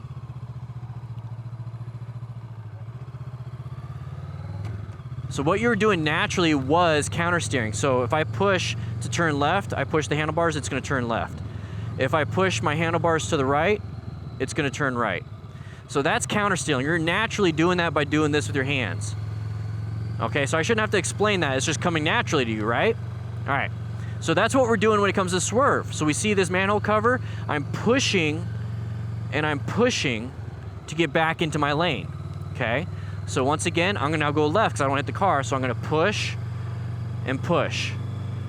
And when I say push, I mean you're pushing that way, you're pushing that way. You're not pushing down, you're not pushing down. Now that works, pushing down, but it takes a little bit more effort to do that. So watch, I'm gonna push it down on the left hand. I'm gonna try to maintain throttle with this hand. I'm pushing down. It takes much more pressure, and it's a little bit harder. So if I just push this way, you see how, it barely, I could do one finger. It wants to turn. So on a normal turn, that's what you're doing, is you're pushing gently, very gently with your hands to make that turn. I'm not doing it, I'm just maintaining throttle on the right hand. If I had cruise control, I wish I could show you that. So same thing. So now with the right hand, I'm just pushing that way, and it's turning right. So when you come to a swerve, you're pushing and pushing. You're pushing and pushing, okay? So I'm just gonna do a quick U-turn here so I can show you. We're gonna go up and down the street. So there's a manhole cover right up here, okay? So I'm gonna push left. See, that's what it looks like when you're in second gear sometimes. So I'm gonna push left, I'm gonna push right. Okay, so I push left to get out of the way, but if I kept pushing left, I'm gonna keep going left. So in a swerve, you push left, and then you push right after you avoid the obstacle so you can get back into your lane. Okay, you could do that in a turn. So like I'm already turning, and then I have to push even more, or I have to push right, and then I have to get back into the turn. That's when it gets scary doing swerves and curves. We're not there yet. We're doing swerves in a neighborhood. So here's another manhole cover. I'm gonna swerve left, push, push, but now I'm going straight, so I have to continue my turn by pushing left, okay? So that's emergency swerve. Now that's just the basic skill. So what I want you to be doing when you're riding is that we're coming up to here. Hey, there's some manhole covers. All right, I'm just chilling. I'm having a good time riding in second gear, going 25. All right, so I'm pushing. Now I'm going around all these things. Like now the goal is to not even touch one. We got a car, so stay on our side. So I don't want to touch this manhole cover because it's in my path of travel. So I'm just gonna go ahead and have some fun. Boom, boom, yeah. And that's kind of like the straight line weave that we're gonna be doing in the test. The straight line weave is a little bit more direct steering. That's when we're getting to a parking lot. But it's the same concept. We're just having fun. We're dancing with the bike. We're having fun with the bike. So see, like, yeah, I might accidentally do that. Oh, man. But I have my clutch in, so I'm not going anywhere. So friction zone, throttle control, and turn. All right, so what we went over so far is shifting in the second gear. So practice that. We practice emergency acceleration, emergency braking. Now we're in first gear because we're stopped. Gonna go ahead and friction zone. Emergency acceleration, right off the start. Yeah, shift. All right, very good. And now we're gonna do emergency swerving. Hey, there's a manhole cover. Push, push. And I want you to just ride around and have fun in the neighborhood doing this. So now you're going in and out of these little like cross streets. You're on the main road for the fun swerves, emergency accelerations. And then when it comes to turning, slow it down, make the turn into these like easy little roads where there's like less traffic because people are getting to their house. And don't do U-turns in these corners because you can't see. Do U-turns when you can see. So I'm looking, nobody's coming. Friction zone, nice easy turn. Practice your left-handed U-turns, guys. That's on the test. The swerve's on the test. The emergency braking's on the test. The straight line weave is on the test. And this part is on the test. The turn from a stop. So turn those handlebars, just like we were doing that original U-turn. Oh, we got a car? Nope. Okay, so there we go. Friction zone. There it is. Oh, we're in the main road. Acceleration. Shift. Yeah, we're riding. Very good. All right, so I'm gonna pull up here. I'm gonna practice my emergency braking. Quick stop. Now I'm in second gear. It's like, oh, I'm not exactly where I wanna be. You can shut it off. Side stand down, second gear still, not a big deal. And let's say you're not where you wanna be. So like, I'm kind of far away. Okay, another little tip. Second gear still, so you can put it into neutral if you want. But if you're kind of getting stuck, it's like, I really just need to get out of the way. So let's say I'm in second gear.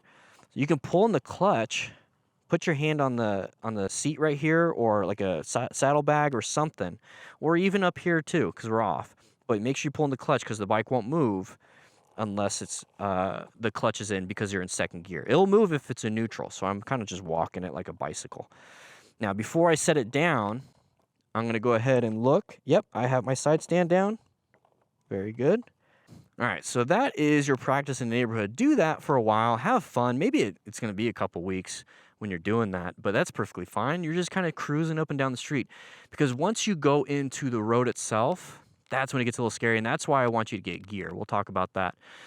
But I want you to be able to get gear before you actually head out into the main road. This is the minimum for riding in a neighborhood. Once you get out there with cars, it gets scarier, more risk, more mistakes could be happening. So having full gear, at least a jacket. So if minimum on the street, get a jacket and wearing this. Highly recommend pants and boots also. Once we get out there, there's traffic we have to watch out, more signs, just more everything. Because the next thing that we want to do is be able to get into a parking lot so we can practice for our endorsement or our motorcycle license test and practice all those different things. So we'll jump into like smart rider drills to get you really good with that U-turn, figure eights and whatnot. And we'll practice a little bit more, okay? But that's what you do here. Have some fun, ride around, and then park it back at your house. And if you feel like, I know, don't leave yet. Once you feel like, hey, I did this, and then it's like you start off in your street, and you're like, man, my friction zone sucks right now. Well, go back. Go back and practice your friction zone a little bit, and then it'll come right back to you, and you'll be like, okay, cool, now I can get back on the road. Don't feel discouraged if you regress a little bit. Just practice that part where you regress to get yourself back up. Don't feel like a failure. But with that said, hope you guys ride safe in the neighborhood, have some fun, and I'll see you guys on the next chapter. All right, so we're going to be heading into the next chapter, and this is going to be focused heavily on the plan method. The plan method is development of a few different methodologies when it comes to how to ride a motorcycle or even just being situationally aware. A lot of it's taken from the OODA loop: observe, orient, decide, and act. It's a great way to make decisions and to keep your head on a swivel. But the plan method itself: position for safety, locate hazardous situations, assess relevant threats, because not everything is a threat to you, and then navigate those active ones. And those are the ones that will harm you. And in the navigation part, that's the emergency braking, emergency swerving, emergency acceleration. Those 3 things that you can do to get yourself out of a bad spot. But the whole goal is to put ourselves in a good position for safety. So this is a typical road, okay? And we're going to imagine, though, because we're in a neighborhood, there's no centerline stripe, and sometimes there's 2 lanes of vehicles and whatnot. But we're going to imagine these stationary vehicles as we're traveling, right? So they're going that way, this car's going this way, right? So that's what it is. They're a little parked on the sides, but in a neighborhood, this is how we can practice some of that stuff. So we're going to try to position for safety.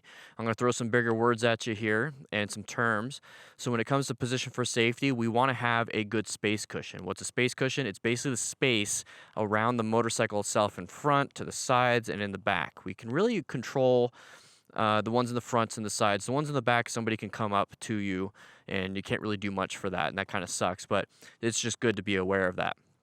Also, you want escape paths. So remember when I talked about navigating active threats, we were practicing our swerves? Well, we want to aim for having at least one escape path when we're traveling. So that's going to be a swerve to the left or swerve to the right, maybe giving us enough space cushion because there's maybe no swerves, enough space cushion in front of us so we can apply really good emergency braking, and we can utilize that escape path to get ourselves out of a dangerous situation if we ever have to navigate active threats. Another thing I want you to pay attention to is line of sight. So you notice how if I'm right behind the vehicle, you can't see the vehicle in front. So if we positioned ourselves over here, I could see that car in front. So a lot of it is utilizing the lane space. So if we had a line here, and we'll talk more about this when we go from the neighborhood to a parking lot so we can practice our Smart Rider drills and our DMV test, so the test that you have to do, the skills test to get your endorsement, is that you're going to have the lanes over here, and you might have to be off to the left side of the lane, so on the closer to that line, or maybe to the right side of that line, and then maybe even in the middle, depending, because we're trying to get our space cushions. So we'll talk a little bit more about that in that chapter, but this is a great visual representation here. So I have a pretty good space cushion here, right, between myself and that car, and this is how I like to travel on the road, is to make sure I have a good space cushion so I can apply brakes, so I can see pretty far. If I see them slamming the brakes, I could swerve to the left. Can't swerve to the right because we have the sidewalk. So I have an escape path, good space cushion, and I can see pretty far. So the next thing is locating hazardous situations. Now, hazardous situations when it comes to motorcycle riders are intersections and corners. Okay, so if I see an intersection coming up, I'm looking for signage, just like the stop sign, a stoplight, the yellow caution signs that say there's a T intersection or a cross intersection. That's going to let me know, hey, something's coming up that is pretty hazardous for typical motorcycle riders, so I should be a little bit careful. And so I'm making sure I'm in a good position, I'm slowing down, I'm applying the brakes if I need to, or like doing that kind of stuff, or putting myself in a good spot. And then assessing any relevant threats. So there's going to be some other patterns, okay? So we're going to talk a little bit about that when we get closer to these vehicles. I want to show you the blind spot, an open lane pattern, and the side of a vehicle. And this blue truck right here is kind of like a side of the vehicle. So imagine, this is just a little tidbit, is I'm coming up this way and I see that vehicle right there in the intersection, right? Like that right there, that's the side of the vehicle. That's going to let me know somebody could possibly T-bone me. So if they're stopped at the stop sign and it's a four-way stop or something, and I see them there, that's a relevant threat because they could come out when I'm trying to come out. They're not active yet. When they start coming out, they become active, and that's when I emergency brake, emergency swerve, or emergency accelerate. So let's get a little bit closer to talk a little bit more about plan. Let's talk about the P a little bit more with the position for safety. Now, this is all applied when you're riding, but we're doing it stationary because we're reducing risks, okay? So we're coming up, let's say we're traveling with these vehicles, we're on the road. We're doing pretty good. And all of a sudden, they're slowing down, but their brake lights are on because they're releasing their foot off the gas. And I get pretty close. Let's say I get to like right here. Okay. So my space cushion is actually not that great because if they slam the brakes, I'm going to have to slam the brakes really hard. Now I can swerve left, right? Okay. But I have to swerve pretty hard to the left. And I can't see what's ahead of them. I can maybe look through their back window and their windshield, and I see that there's a car, I see like there's a trailer possibly, and it's swerving right. So when it comes to positioning for safety, let's pretend that this vehicle is in the middle of the lane. Let's say that sidewalk piece is the line, and then there's like a line where that shadow meets the sun, right? Well, I don't want to go to the right because if I have to swerve, I have to swerve hard all the way left.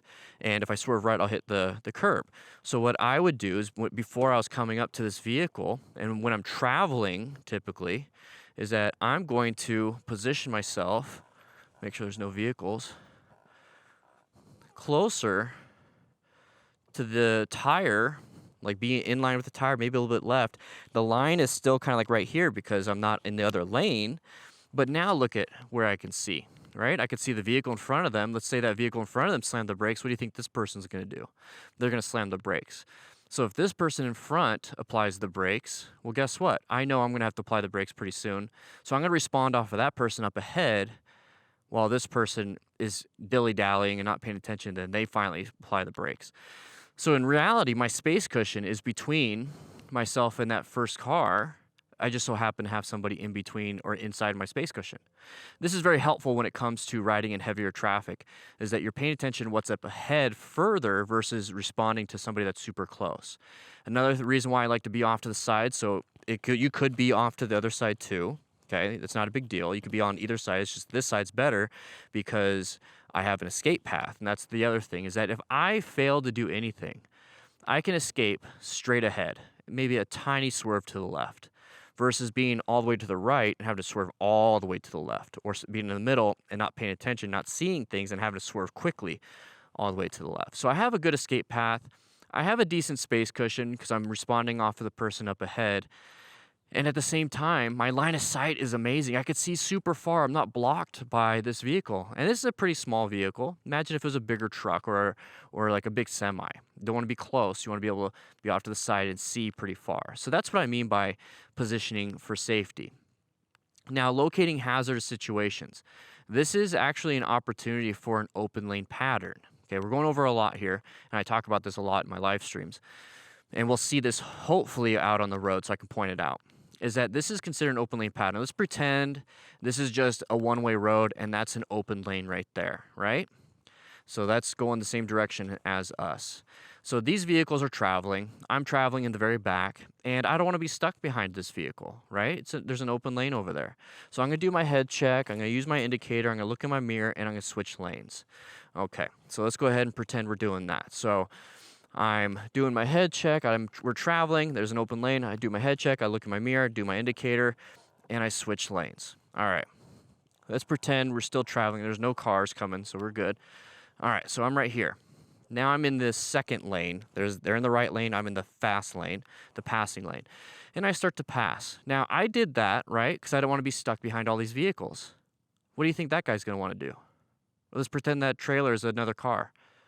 What do you think they're going to want to do? They're going to want to do the same thing, but they're probably not going to check their mirrors. They're probably not going to check anything. They're probably not going to use an indicator. They're just going to swerve into the lane and take the open lane, just like I did, right? But since I took it first and I'm wanting to travel and pass everyone, they're going to come in and possibly hit me. So whenever I see this, when I'm out in the road, car, open lane, I always assume they might want to come out. So I'm very cautious when I'm passing these people. And we talked about position for safety. I don't want to be next to this person in this lane. I don't want to be off to the right side of my lane close to them. I'm going to be off to the left side, so I have that space cushion. So if they do creep out, I can emergency brake, I can emergency swerve if I need to, or I can emergency accelerate out of it. Okay, I'd probably want to emergency brake, let them in, good to go. We have no problems here. So that's an open lane pattern. We'll talk more about that when we go from here out in the road, and we're going to demonstrate it a lot when we're doing a lot of the common riding scenarios, but I'm just pointing out what this looks like. So this is what it looks like when there's a possibility for an open lane pattern and somebody wanting to come out. Now the next one is going to be the blind spot. I like to ride staggered. So let's go back a little bit. I like to ride staggered with traffic, just like if we were in a group ride, right? Staggered. So if somebody swerves, they're not going to hit me. If we're side by side, they swerve, they hit me, right? Same thing with cars.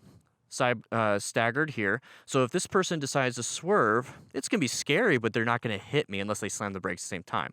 So I would have to do emergency braking and whatnot. Okay, so I'm staggered. Now, blind spot is right here. So if this is what a blind spot looks like, so if you're driving a car, you're riding your motorcycle, this is what a blind spot looks like. So I'm riding, They can't see me in their mirrors because the mirrors are pretty much looking right here. They can't see me. If they did a head check, they should see me, but a lot of people don't. So what he's doing is checking the mirror, swerving over. I will get hit by the bumper on the left or the tire, the rear tire, and that's a dangerous spot. So whenever I'm riding out in traffic, I don't want to be here. If I witness and see this pattern, I don't want to be here. So I'm going to either emergency accelerate to get ahead and get back into a staggered position, or if I'm traveling, let's say 45 or whatever it is, I can roll off the throttle. And if they're going 45 and I was going 45 and I roll off the throttle and I go 40, this is kind of what it would start looking like. They're still moving faster than me, but I'm starting to fall behind because I'm not keeping up my speed. And then once I get to here, when I'm not in the blind spot and I'm back to being staggered, I roll on the throttle and get to 45 and go with the flow of traffic. So there's a lot going on here. We're going to talk more about it when we get on the road. So that is locating hazardous situations. They could be relevant threats. I'm assessing if that person's going to want to come out, because if I see them in open lane pattern and I'm in a blind spot, it's probably a relevant threat. So I'm going to navigate and roll off the throttle and put myself in a better position for safety. Now, if this person did want to swerve out and I was in the blind spot, let's say I'm right here and they swerve out, now I have to navigate an active threat. So I have to swerve, or I have to emergency brake and do the same thing as rolling off the throttle, but now I'm braking to like 30, 20, so that they can swerve and hopefully miss me. Same thing with intersections.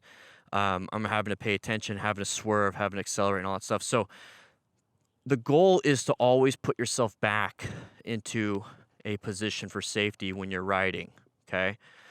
And the best thing you can do is to be in that position for safety. It's going to minimize how many close calls, because if I always ride in the blind spots, or if I never pay attention to this open lane pattern, there's going to be situations where they will take it. They will swerve in front of you. So the whole point is to put yourself in a good, solid foundation. So if they do it, you're not going to get hit naturally because you're riding staggered. You recognize these things. You're getting yourself back into a new position for safety all the time. And you're just kind of like a mouse trying to scurry away from humans with like a broom or something. You're always going to just basically hide yourself. I never trust other people to look out for me. I trust myself to look out for myself. And this is the basis of normal riding. And when it comes to corners and stuff, practice in the neighborhood like we talked about, just nice, easy round corner. You want to maintain your speed, not necessarily your throttle. So you want to maintain your speed and might have to lower it or adjust it. So we're going to talk more about that when we get into common riding scenarios, but this is a big one here when it comes to the patterns. So let's go find a side of the vehicle pattern. Those are the patterns: side of the vehicle, open lane, blind spot, all that stuff. How to get yourself and to locate this, how to put yourself in a position for safety, how you get behind vehicles when you are traveling. It's the same thing when you park, and we'll talk more about that when we get to the parking lot and practice some of these things. And so now it's just about riding around the neighborhood and practicing that. So let's say we're riding, I don't like this position, so I'm going to be in this position. And then if something happens, oh, I'm not paying attention, they slam the brakes. Well, I could just go ahead and lane split or be right next to that vehicle if I have to. Scary, but the goal is to not get hit. So what I want you to do is to ride around your neighborhood and locate those traffic patterns. There's not going to be a lot of traffic, so you're going to be riding around your neighborhood, getting practice with your swerves, with your emergency acceleration, with your emergency braking. And one thing you can do when you're out here riding around is to recognize that all the common discolorations in the road, these are also hazards. So you see how there's gravel on the road. The concrete for the manhole cover is different than the asphalt cover or color. So when you're out riding on the main road and you see discolorations in the road, just try to avoid it. Put yourself in a new position for safety. I'm locating any hazardous. Is it a relevant threat when it comes to something in the road? Well, that manhole cover is not really a relevant threat because it's not in my path of travel. These manhole covers up ahead, we're pretending it's like a tire or something. They are, so I have to navigate into a new position. So here we go, we swerve, get back over here, swerve back into my lane. I'm in a new position for safety, and I'm back to locating hazardous situations. And so I'm locating, maintaining my position, locating, Locating. Hey, located a hazardous situation. It's a stop sign, which means it's an intersection, which means I need to start getting ready to put myself in a position for safety. Going through the stop sign is not a position for safety, so I'm going to go ahead and roll off the throttle, apply the brakes. I see gravel, so I'm going to try to avoid that because that's a road surface hazard. I'm going to stop before the stop sign. I'm going to look both ways. I don't see any vehicles. Okay, I'm in a position for safety. I'm in a hazardous situation. There's no relevant threats, which means there's no active threats. And so I'm going to go ahead and accelerate out of here. I'm going to turn. Hey, turns are scary, but we can do it nice and slow, nice and easy. Relevant threat. I don't know what's on the other side of this crest of the hill, so I'm going to kind of cruise a little bit. Oh, there's some vehicles. Hey, look, it's a possible open lane pattern, right? So I'm going to go ahead and get myself in a new position for safety. I don't see any other vehicles around because I have good line of sight. I can see around them, so I'm going to give myself a good position. Okay, nobody's coming. Cool, I'm going to go ahead and accelerate out of there so I'm not side by side or anything like that, so I can be staggered. Another intersection. You see how it just keeps playing over and over again? There's no stop sign here, so I'm still going to slow down and yield. I don't have to stop.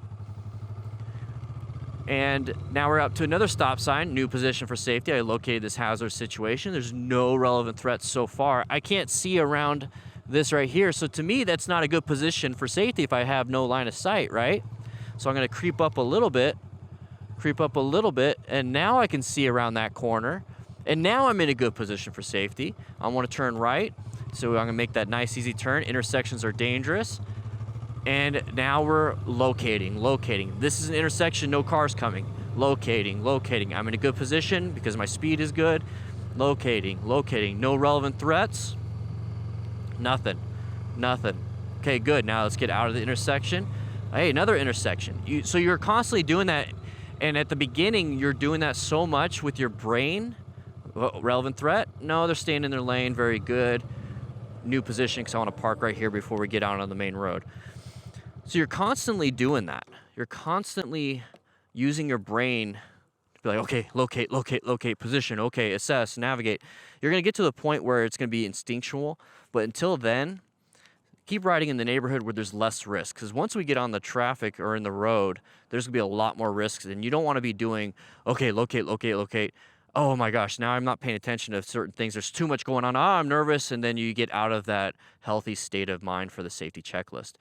It's going to feel like that a little bit at the beginning, but I want you to get really comfortable in the neighborhood practicing it to the point, like I said earlier, is that if you get bored, go ahead and hop on the road for a little bit, hop back in, hop on the road for a little bit, hop back into the neighborhood, and before you go, I'm going to commit to a 2-hour ride through town, okay?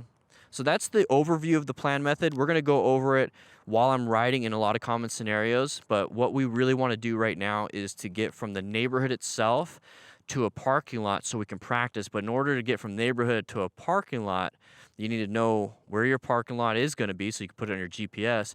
And 2, we have to get out in traffic because there's no parking lots here in the neighborhood. So the transition from neighborhood to parking lot involves riding in traffic.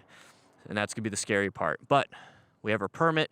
We want to get our endorsement, and this is one of the things we have to do because we might have to ride our motorcycle to the testing facility to do it. And in order to do that, same thing. From the neighborhood now to the testing facility, you have to ride on the main roads, okay? So with that said, let's go ahead and head into the next chapter and start that process. All right, so now what we have to do is get from the neighborhood to the parking lot. Hello.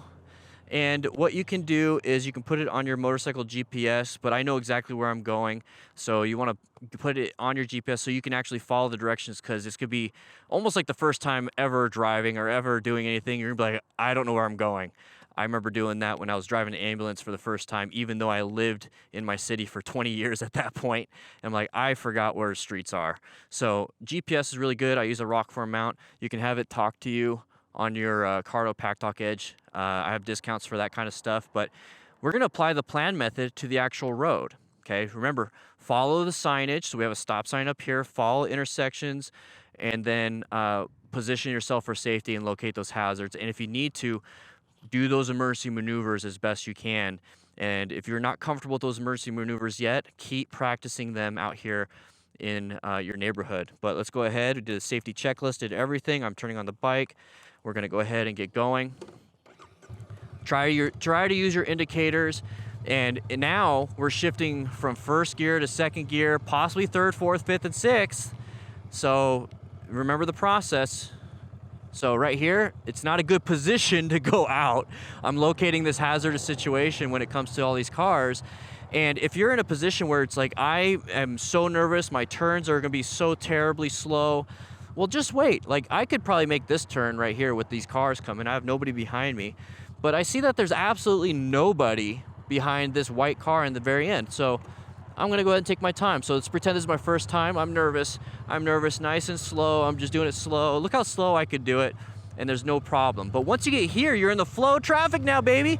Emergency accelerate, shift, get up to speed. And the cool thing about having the motorcycle GPS, or just the Google Maps or anything like that, I have it set up to where it tells me what the speed limit is.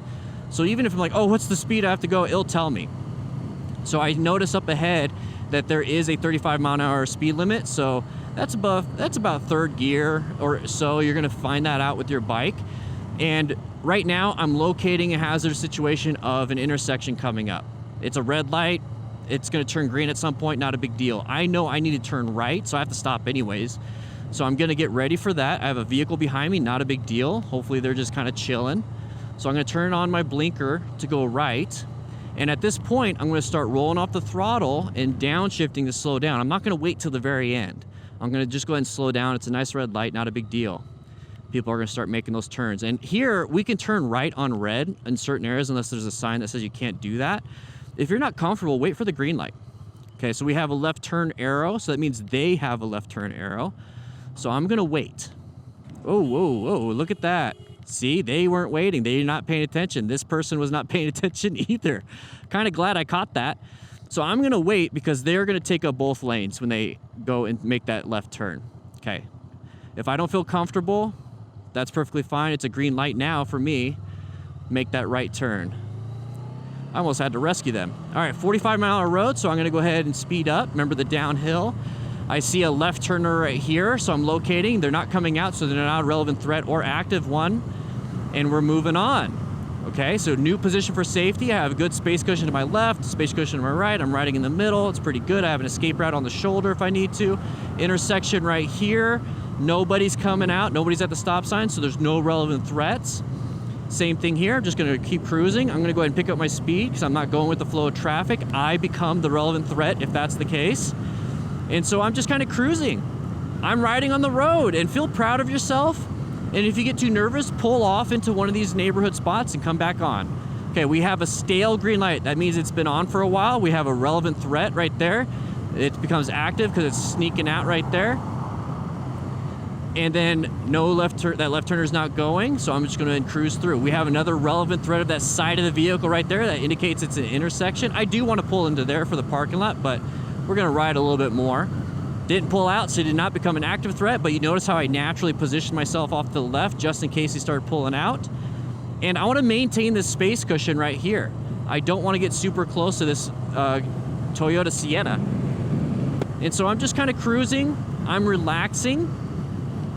Not a big deal. And we're gonna go ahead and do basically a U-turn at this next light to come back to that area because I wanna go into that parking lot, but let's practice my turn signals. So I'm gonna do my turn signals, do my head check, no cars there, I'm switching lanes. This is a pretty unique intersection, so I'll show you what I mean by it. So we're coming up. I see that there's sides of the vehicle sneaking out over there. That means, oh, there's the light, there's the intersection. So I'm gonna start rolling off the throttle because I'm getting kind of close to the light. Okay, so I'm gonna go ahead and downshift because I'm in third. I was in fourth, now I'm in third. I'm gonna use this turn lane. So I'm gonna go ahead and downshift a second. And this is a great opportunity. So you see how I'm like right behind the vehicle? I don't like parking behind the vehicle. So I'm gonna go ahead, just like I would if I was traveling, be off to the left side of the vehicle. Okay, oh, we got a green arrow, so I'm gonna go ahead and accelerate. I'm looking at the ground real quick, no road debris, we're good to go. I'm gonna follow this line on the road, and I'm gonna have to turn right because I wanna go back. That's what I'm saying, it's a weird intersection. Did a head check, and now we're gonna turn right, but you notice the sign, it says 45, cool. Oh, what's the exit says 30, and it's a weird sign. It's like a big loop. Oh, there's some damage there, so somebody's not paying attention either. So I'm actually going to slow it down. It said 30. Exits 30 miles per hour. I'm trying it at 22. I feel comfortable with that. I can also increase it to 30 if I feel comfortable, but once we get past 30, it's going to be a little scary. These chevrons indicate it is a sharp turn. 30 miles per hour recommended for a car. I'm going 25. I'm cruising pretty good. There's a merge sign. You see how I'm recognizing signs? It's very important. Merge sign. There's a car. I get my own lane. They're not in my lane, and I'm going to stay in my lane. I'm not. There's no reason to pop out right now. But this is an open lane pattern right here. I have an open lane. Is this person going to want to switch into this open spot? I don't know, but I'm going to ride staggered with them. Anybody want to pop out into my sweet lane to get to the front? I don't think so. They see me, but I'm not going to rush into there. All right, so we got a green light. And it says through traffic, merge left side of the vehicle, stopping, good. I'm gonna go ahead and accelerate because I have to merge. So I'm gonna put my indicator on and I'm merging and I'm merging. And I remembered the parking lot is now on the left, it was on my right. Turn off my indicator. I see a side of the vehicle there. So that means I have to get into the left lane. I did a head check, there was a car there. Do another head check, indicator. Nobody's coming out, and instead of getting into the middle of the lane, I'm getting right here so I have good line of sight. I'm gonna let them speed up. I'm not gonna speed up so I can increase my space cushion so I have better line of sight. And I have my turn coming up. It's where all these parked cars are. It's a great parking lot. And there's no turning spot for me other than the light coming up ahead. So I know I need to turn left at the light. So if I had it on the GPS, it's gonna let me know.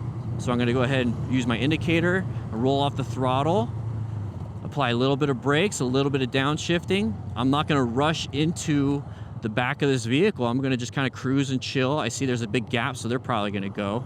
But you know, I might wait for the light. Let's see. So that guy went, that guy's gonna rush, but it's not safe now for me to do so. I'm gonna be off to the left. I don't wanna be stuck in the oil at a stoplight. When I'm riding on the lane, it's perfectly fine because there's not this much oil. And I'm just gonna kind of wait a little bit because I'm still nervous about my left-handed turns. And so while I'm waiting though, I'm looking for road debris where I'm gonna be traveling. I don't see any road debris. I know I have to go in the first available lane. Not a big deal. I'm gonna go ahead and sneak out just a little bit. I see nothing there, so it's gonna be a pretty safe, easy turn. I waited and I waited, it's not a big deal. Nice, safe, easy turn, first available lane, turn off my indicator, shift up into second, accelerate, but I'm turning here. I don't need to get to 35. There's a car behind me. They don't like me right now because I'm going slow, but that's fine. I moved. There's the side of the vehicle right there. We have traffic, so now we have to wait till it's safe to turn again. And that's not a big deal. You take your time. Take your time.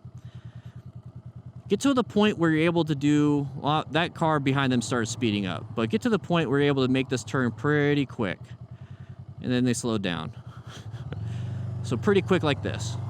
And then once you get straight, accelerate out of the intersection. So these are all great parking spots and parking lots, but they're all pretty much packed right now.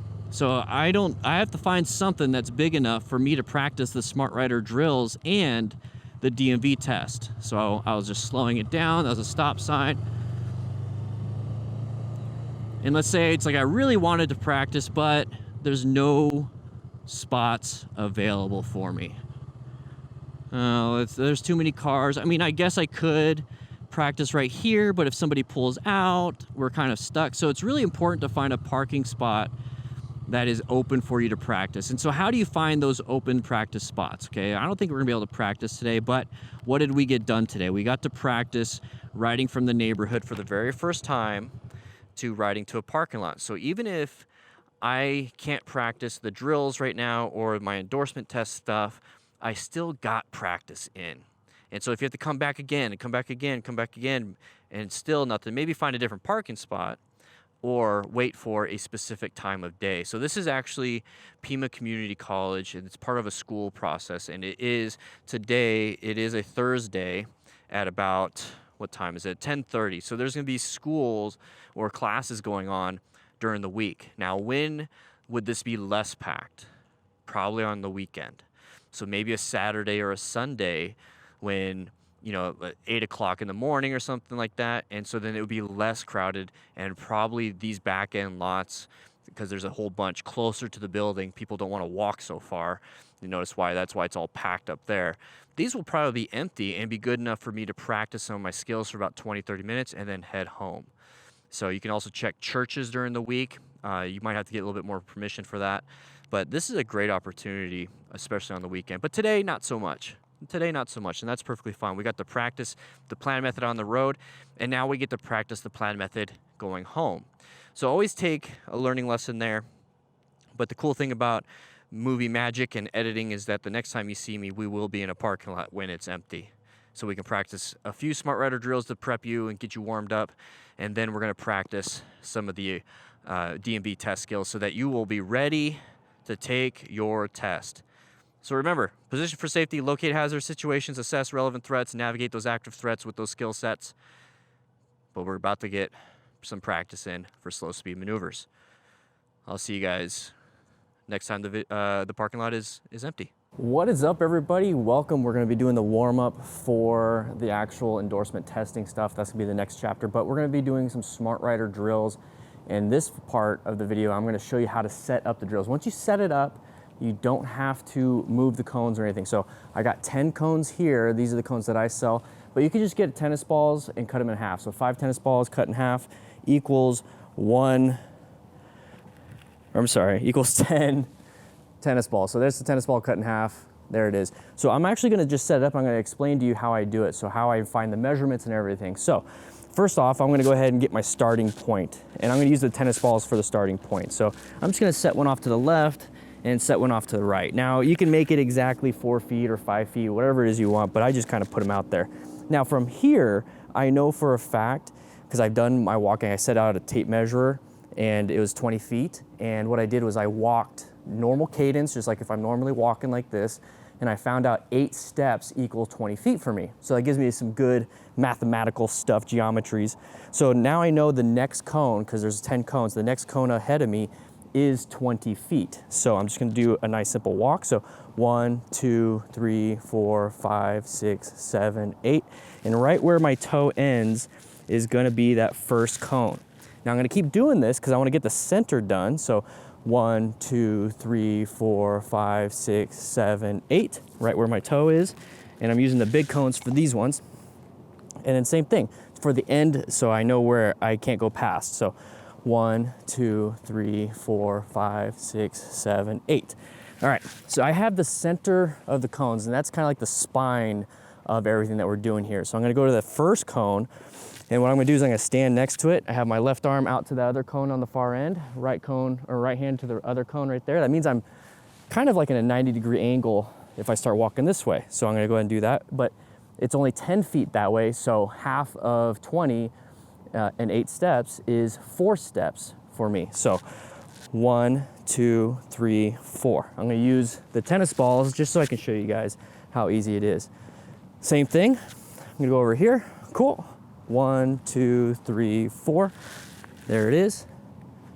Now I'm gonna walk over here. I have the other tennis balls, so I'll use the cones for this one. Same thing, stand over here, arms are aligned, very good. 1, 2, 3, 4. There it is. Same thing. 1, 2, 3, 4. There it is. So everything is in line, as you can tell. It's all symmetrical. It's 10 cones. You'd never have to adjust them again. You just do the different designs when it comes to the actual riding. So we're gonna go ahead and start and do that. We're gonna start riding, practicing, getting warmed up, because we're gonna be doing tight turn from a stop, U-turn, swerving, braking, and a straight line weave for the endorsement test. But we gotta warm up first. All right, so we're gonna go ahead and jump into the first exercise, and it's the balloon. But I wanna try something different. I'm gonna flip it around. So we're doing right-handed turns, because I wanna practice that tight turn from a stop, because we do have some exercises in here that's gonna help you out with your left-handed U-turn, which is part of the drill, or I'm sorry, part of the endorsement. So this is how I have it all set up. We're gonna go ahead and pull up to the front right here, and this is where we're gonna start. Now, if you had, a timer and everything, that's cool and all, but the goal here is not to see how fast we can do it. That's part of the Smart Rider games. The goal here is to practice our skill set. That's very important here. So instead of going right on the balloon, we're gonna go left. But I want you to practice this first because we've only been, we went in the neighborhood, we've ridden around, we rode all the way here and whatnot, but we're really gonna play with some start and stopping again, kind of like what we're doing with those driveways. So we're gonna come up to here, and I want to pause at this cone or this tennis ball. Now, the tight turn part is really important. We did a little bit of that in the streets, but now we can really play around because we have wide open spaces. So once again, we're gonna turn those handlebars to the right. We're gonna put some counterweight on the left, maybe get half a butt cheek off the left side of the seat.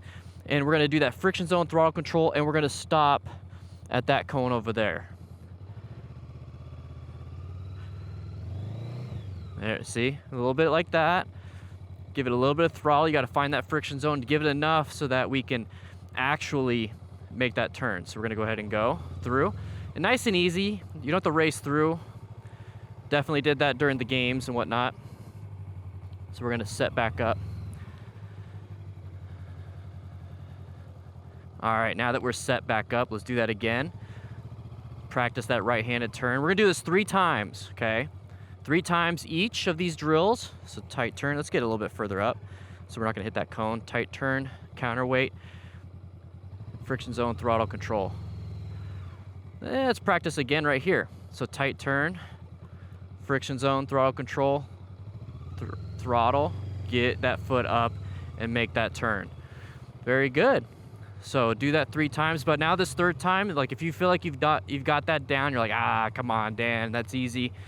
I was doing that in the neighborhood before I even got into the parking lot. Okay, cool. Let's go ahead, go all the way around. Nice full circle. Look where you want to go. Remember, you're looking where you want to go. Nice and easy. We're not racing here, just nice and easy. There it is. That's a first warm-up, okay? We had to ride from the neighborhood to a parking lot. There's all these big rocks, so avoiding obstacles, that's important. And we're gonna get up to here. We're gonna start the next exercise. All right, so if you notice, we have the Lefty Loosey right now. Now, this is the Smart Rider drills. We're using part of the drills to really help us out when it comes to warming up and keeping our skills in check. So if you wanna grab this, go ahead. I also sell it with cones, a physical booklet, but this is the digital one. Instant delivery, perfect to go. So this, if you notice, it's left-handed U-turns. Okay, the righty-tighty is right-handed, but we're gonna practice our left-handed because that's in the endorsement test. So we're gonna go around all the cones, and then we're gonna come in right here between these cones and then try to make a U-turn around that single cone. If you can do that single cone, you can pass your endorsement test because in between that cone and that, or those 2 tennis balls, that's 20 feet. You have to be able to do a left-handed U-turn within 20 feet. So if we can do it just around that single cone, you got it. So let's go ahead and practice that. So same thing with the tight turn from the stop, is that you're gonna wanna look where you wanna go, get some counterweight, some friction zones. So we're gonna go around all of these cones. Now we have to cut in through this cone, and let's set up. Let's set up for this one. So just like the endorsement test, get really close to the other side, turn in, and make it through. Use all available space. Okay, so you should be all warmed up. I want you to practice your stops here. So practice your stops, okay? You can aim however you want, but practice your stops because that's part of the test too. So same thing. Now this is wider than 20 feet, so if this is all you can do, you're not ready for the endorsement test. Now if you could do this, you might be getting close to your endorsement test, but if you could do this, use up all the space, look where you want to go, turn, turn, turn, counterweight, counterweight, counterweight. If you could do that, you just did the U-turn in the endorsement. Let's do one more. Let's do it quick though. Let's have some fun with this. Let's go ahead and expand your skill set. Take a little bit of a risk, a little bit more speed. Not a big deal. So all I'm doing is a little bit of a little bit of throttle control, turning the handlebars where I want to go. I'm not even using friction zone, but you can. So I'm gonna use friction zone and rear brake right here. See how slow I'm going? Turning those handlebars. Give a little bit of throttle because I'm slowing down too much. And then you can accelerate out if you want, but I got the camera right here.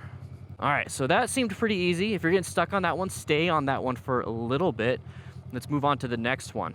All right, so we have the next one. It is called the Jellyfish. Now, what we're doing here, some tips before we get into the endorsement, is that friction zone counterweighting, right? So we're counterweighting, doing this.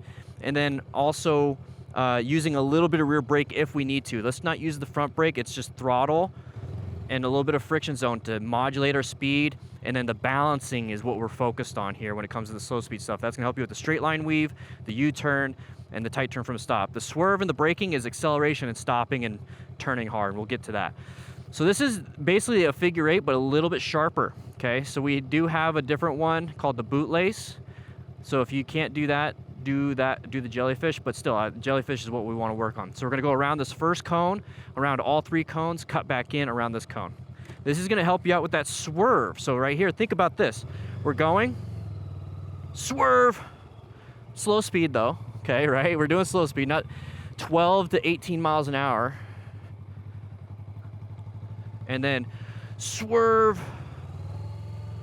Okay, so it's just getting you into a very slow speed, like 8 miles an hour of a swerve. That's all we're doing. So same thing here. We're gonna go around this first cone, swerve, slow it down, make it around the turn, make it around the turn. You can go wide here, because then you could be like, I'm really gonna swerve then. So give it some speed, swerve. There was no friction zone on that last swerve. So we're just getting used to having these big changes of direction, because that's what the swerve is going to be. So this is kind of warming you up just a little bit. So here we go. Swerve. Now slow around. There's a right-handed U-turn, so you're practicing your right hands too. So we're going to go. No friction zone. Swerve. There it is. Very simple, easy exercises. These are fun in the games because then you guys are competing against each other. But now we're going to move on to the next exercise, part of the warm-up. All right, so we have the tuning fork. Now this one is a little bit more difficult. It's an intermediate, but if you notice, we have to go on the right side, cut in, and do that U-turn within about 20 feet, and then make another right-handed U-turn about 20 feet, and another left-handed U-turn about 20 feet. Now, when you go from the tight turn from a stop to the U-turn in the endorsement test, you have to do a right-handed tight turn from a stop and then go all the way to the right to do a left-handed turn. So this is teaching us to get all the way into that turn, but then cut across to make the other turn, cut across to make the other turn, to utilize as much space as we can. So that's what we're teaching here. So let's go ahead and do a nice wide, let's stay within like this parking space, nice wide U-turn. But now we have to cut all the way across, right, over here. Do it before the entrance cones. Now we have to cut all the way across towards this cone. Look, turn, turn, turn, turn, turn, turn, turn. If you start falling in, give it a little bit more throttle and turn, okay? If you start falling in, it's because you're using too less of speed. Let's see if I can demonstrate that right here. Okay, so once again, we're gonna practice our stops. Straighten up the handlebars, very good. So let's go ahead. I'll try to do it on the other cone. We're gonna go right here, nice and easy, so we're doing this. But now let's say, like I'm scared and I'm going super slow, and I'm gonna try to make this turn to the right.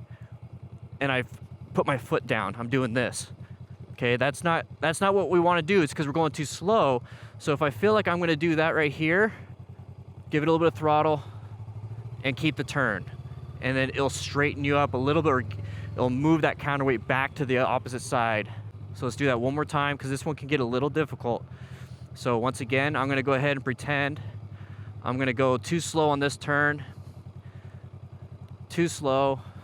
I'm turning it all the way and I'm gonna wanna fall in. Nope, give it a little bit of throttle, give it a little bit of less friction zone. Same thing here. I wanna fall in. Nope, give it a little bit of throttle. Okay, this one I wanna fall in. Give it a little bit of throttle. You see how I wanted to put my foot down, but I gave it a little bit of throttle and it powered me out of it. Now don't give it all throttle, because that, you'll go a little nuts. So don't give it all throttle, but just give it a little bit more. Just a little bit more and it'll straighten you up. And if you're not comfortable with that, go ahead and put your foot down. In the endorsement test, you don't want to be putting your foot down, dropping the bike, all these other things. So this is just a quick tip. All right, so we have a bonus one. That was supposed to be the end of the warm-up, but if you can do this exercise, the rabbit ears on hard, you're gonna pass your endorsement test. So if you're concerned, here we go. See if you could do this. All right, so we're gonna go around this first cone, around that outside cone, cut all the way across, go around everything, go to that outside cone, cut across, and come back. Okay, so here we go. So I gotta go left of this first cone. The first exercise of any of these drills, what I like to do is just familiarize myself.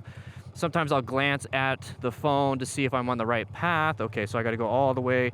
Now I gotta go around all of this. Okay, then once I cross that cone, I gotta shoot for that outside cone. Okay, I think I got it. I think I got it.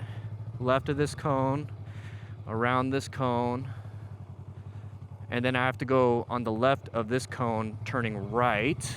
There it is, and hey, I just did it. So if you can do this exercise, you are doing really well. Now there are a bunch more after this, and they're a lot harder, but oh, let's go ahead and zoom out of that. I don't need to zoom in. Let's go back to the rabbit ears. So let's go ahead and do this twice as quick as possible. 3, 2, and 1.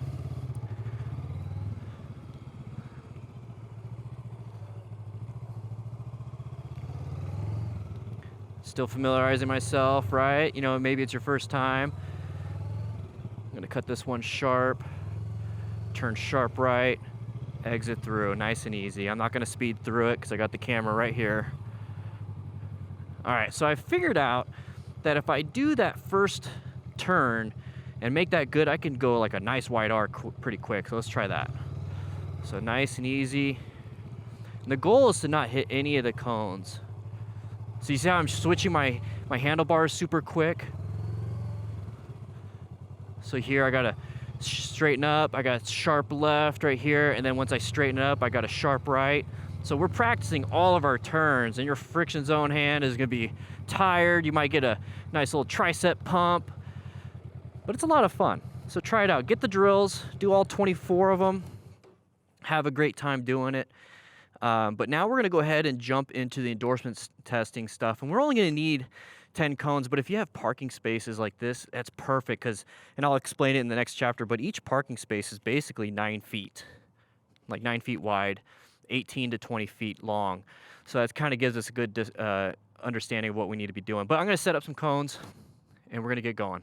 All right, so we have to set up the straight line weave. Now, we can kind of go from here and do that. So each straight line weave cone, you got 5 cones that you need to do the straight line weave in.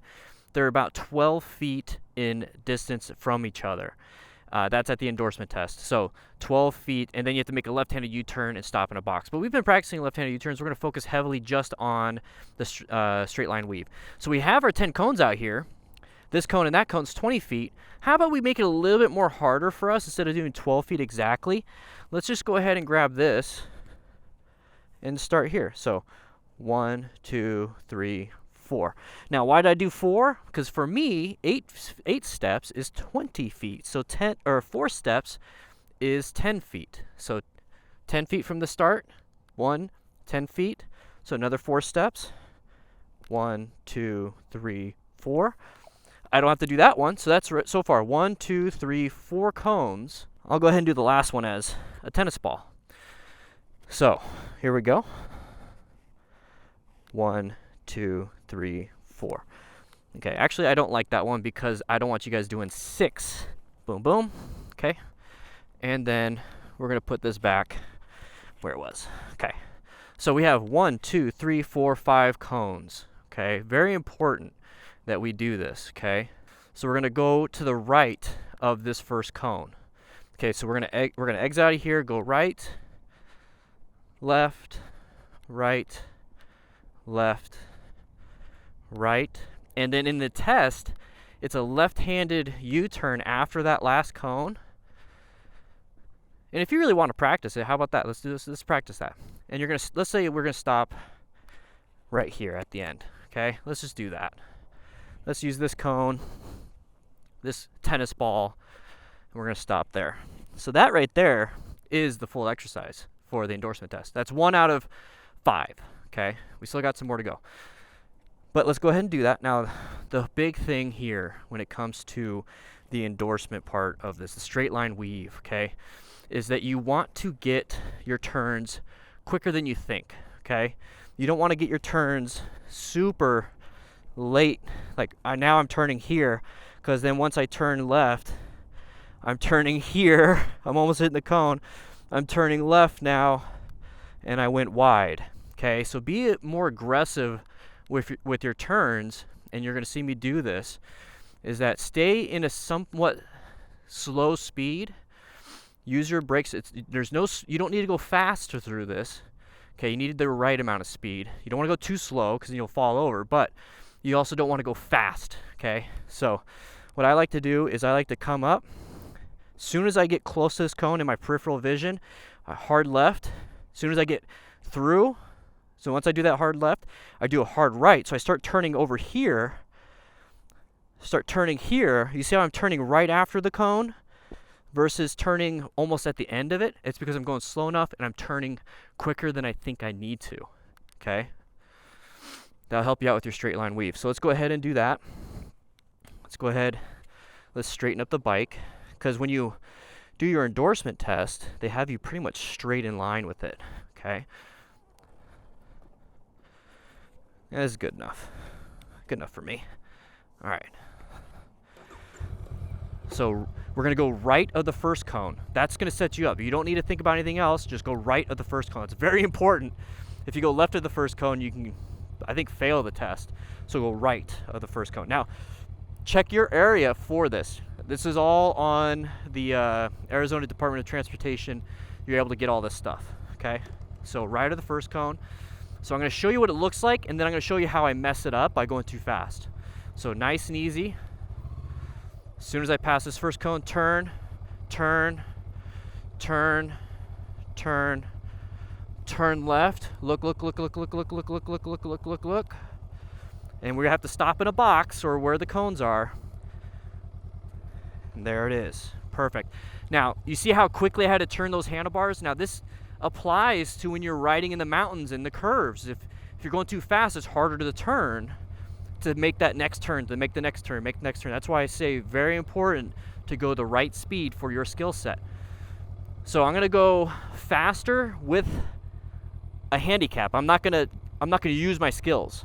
I'm just gonna go faster. That's it. Okay? I'm not gonna use my skills that I know. So I'm gonna go faster.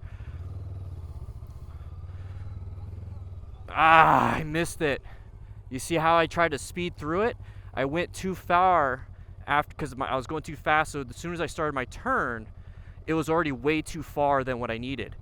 So I'm not saying you can't do it at a high speed. Okay? I was purposely not turning quickly because my skill set of turning quickly is low, but my ability to go fast is high. You see how that's a problem for when you're in the mountains? If your ability to turn is bad, but your ability to go fast is good, that's not good. So let's add in a good ability to turn and some decent speed. Not too much, but some more than what we originally did.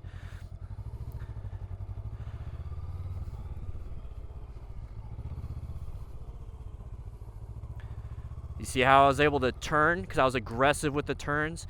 So if you want to get good at being aggressive in the mountains, practice your high-speed turning, which you could do at a track. All right, so once again, now I'm going to walk you through this.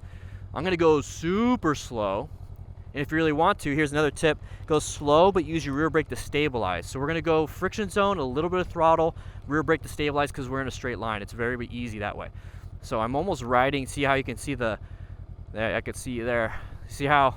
Yep. Okay, so nice and easy. A little bit of rear brake, just barely turning, a little bit of, look at the last cone until you get to the last cone, and then look left. That's a big thing, is I want you not looking down. Don't look down. Okay, don't look down. Let's do that one more time. I want you to look straight. So look straight, head up, turn. As soon as you see the cone kind of disappear in your peripheral vision, you make that turn. So I'm just keeping my head up this whole time like this. I look weird. Okay, that is the straight line weave. If you could pass that, you're doing really well. Now let's go ahead and set up for the tight turn from a stop. And actually just kind of do the U-turn with it because that's part of the design. All right, let's set up there. All right, so we have our straight line weave still set up, but how do we set up for the tight turn into a U-turn? Well, let's use some of these parking spaces, but I'll still use some of the cones in case you don't have parking spaces, you just have wide open everything. So I'm gonna pick up some of these bigger cones because we're gonna need that because I noticed there's a shadow in the camera. I did that because the heat in the camera, so the camera's able to keep functioning while I'm doing this, because it likes to die from the heat. But we're gonna set up the tight turn from a stop into a U-turn. Okay, so this is part of the endorsement test. So I'm gonna pick up all these cones. I'm gonna leave that one out there for some reason. Okay, so if you notice, we have parking spaces, right? So part of the tight turn from a stop is that you have to make a turn within a 6-foot block. Now this is 9 feet, so let's just say 6 feet is this, right? Leave a third. So you have to be able to make the turn when you exit out here, okay? So let's keep setting it up. So I cut off about a third, that's fine. And then we have about 4 feet, so I would say about half, right? Because this is about, what, 18 feet? So let's just go ahead and do about half. Who cares, right? So I can't hit that cone. I have to turn after that cone, and I can't go wider than this cone, okay? Let's put an extra cone right here, so I have to enter there. So what this shows is that I have to go through here, turn right after this cone, and exit in between these cones, okay? That's what that means. Okay, so now we have to go and do U-turn. So let's get this other cone and this cone, so we're not distracted. So if you have parking spaces, this is really good because, like I said, 9 feet, 9 feet, 18 feet, you have to do it within 20. If you have a under 500cc bike, 24 feet. If you have a over 500cc. So here we go. Once again, let's go ahead and turn this on so you guys can see it from this camera. All right, so for here, we're gonna come through here, turn, and then we're gonna go to the right a little bit, and we're gonna use these 2 parking spaces. So there's that one. And about halfway through, I want to be able to make this turn. And then I'm going to try to exit out. Let's give it a little bit extra since it's 18 feet. Let's do 20. So here's how it looks. Okay, so with the bike, here's how it looks. So we're coming off the bike. We're going. Get ready for the tight turn. Look, look, look, look. Turn. Keep turning. Don't hit that cone. Keep going. Keep going. Get ready, look, counterweight, turn, turn, turn, keep going. And how about let's just stop right at this first cone. You're gonna have to stop at a box, but we're playing around with this, and then stop at this cone, okay? That's what it looks like. So we're bringing all of our skills into it. We're doing the counterweight, friction zone, everything to go around this. And we're doing the left-handed U-turn, which we were practicing a lot with the Lefty Loosey, okay? So nice and easy. These cones are scary. So what you start off basically in the middle of the cones. You can't start off on the left side. Trust me, I've tried. So what you want to do is start going left. And as soon as you go left, get ready to turn right. And complete the turn. Go right and look way over there, okay?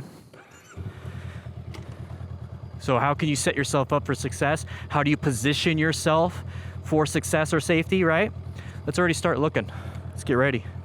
Already get my butt off the seat, getting ready, right? First gear, we can stay in first gear, getting ready. So I'm gonna go forward, look, turn. Get ready, switch, look. Before that first cone, turn. Get ready, stop.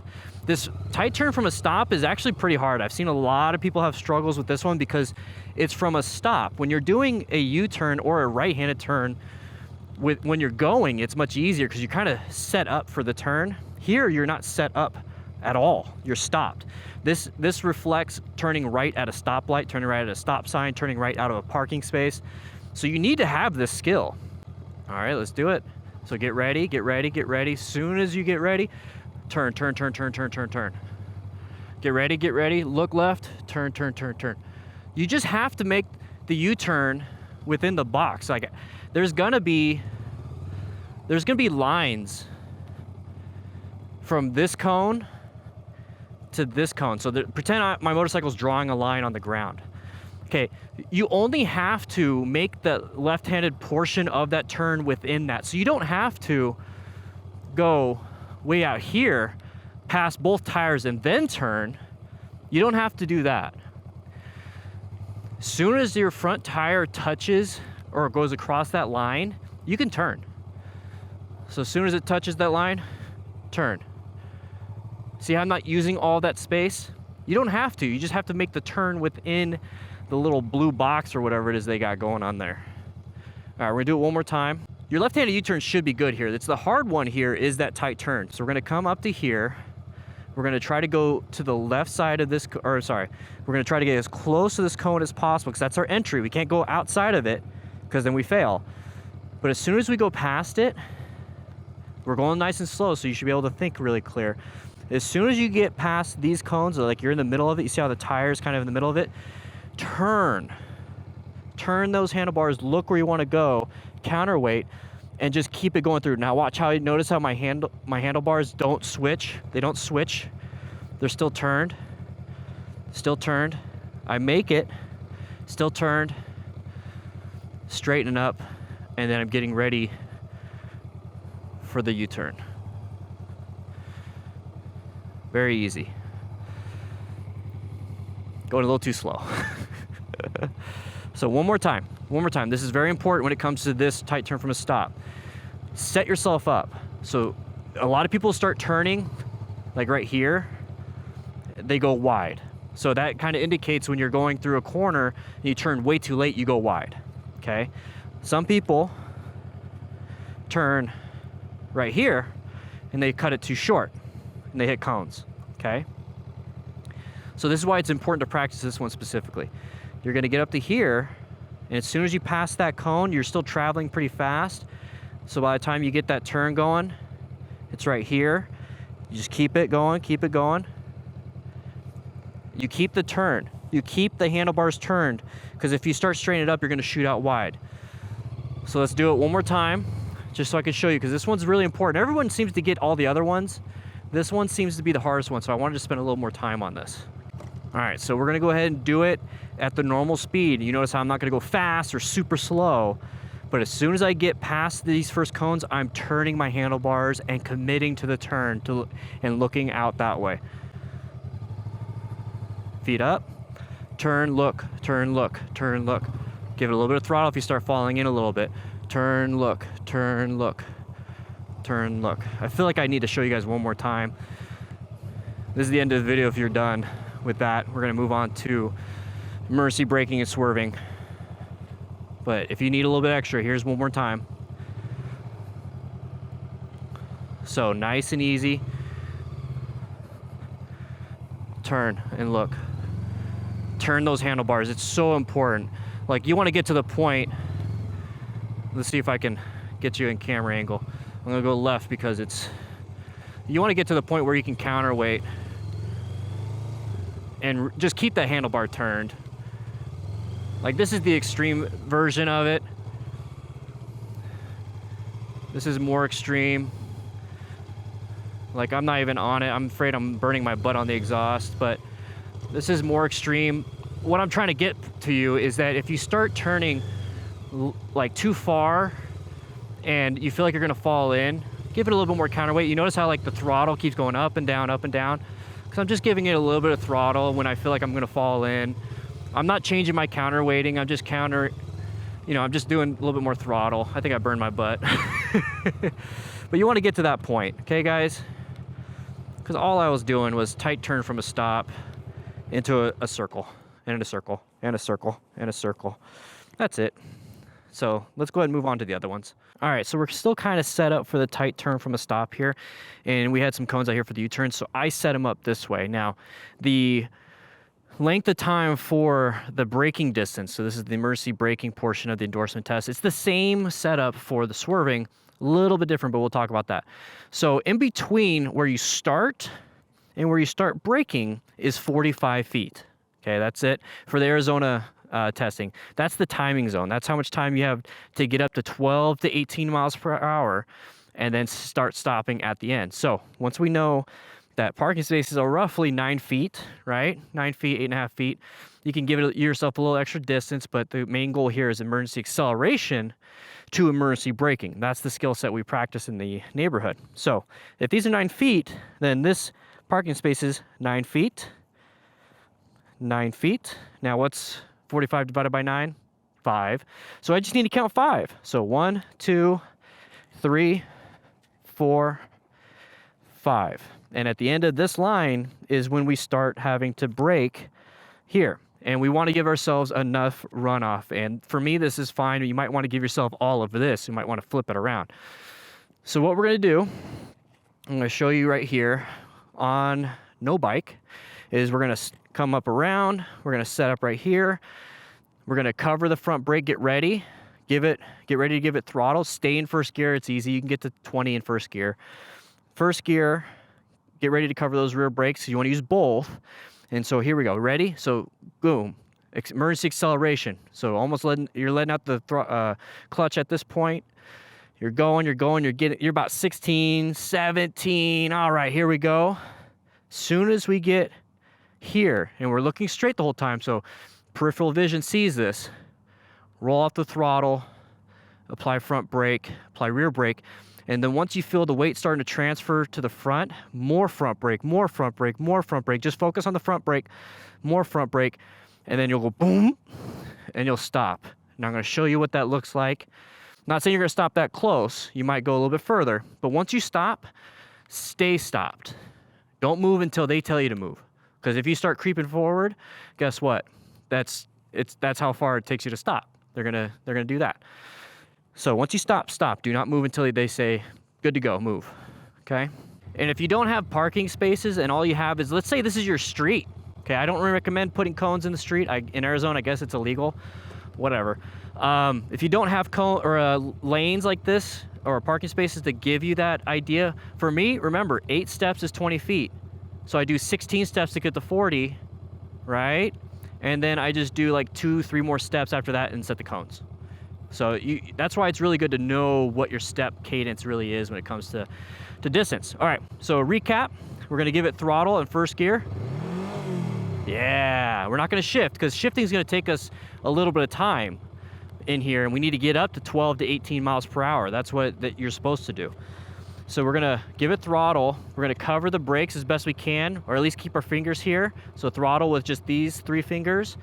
Throttle, and then when we reach forward, our fingers are already ready to go. And once we do that, we squeeze, we squeeze, we squeeze, just like we were practicing emergency braking. Same thing with the rear brake. I'm gonna keep my feet up here instead of like down here and then reach for it. I'm just gonna keep them up here. We're gonna set ourselves up for success. Same thing with the clutch, pull it in, get ready to go.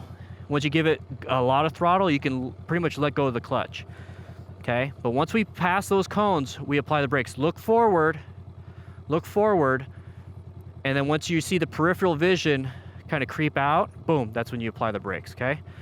So here we go, first gear, stay in first gear. Let's give it throttle, 3, 2, 1.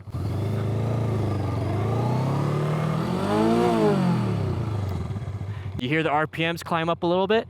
That's scary. It's because when I was applying the brakes, I accidentally gave it throttle at the same time, but I had my clutch in. So once you pass those cones, you squeeze the front brake and you pull in the clutch, okay? Because it would have kept going. So that's why I did that. I always, whenever I'm coming to a stop, I'm always pulling in the clutch. I should have said that at the beginning.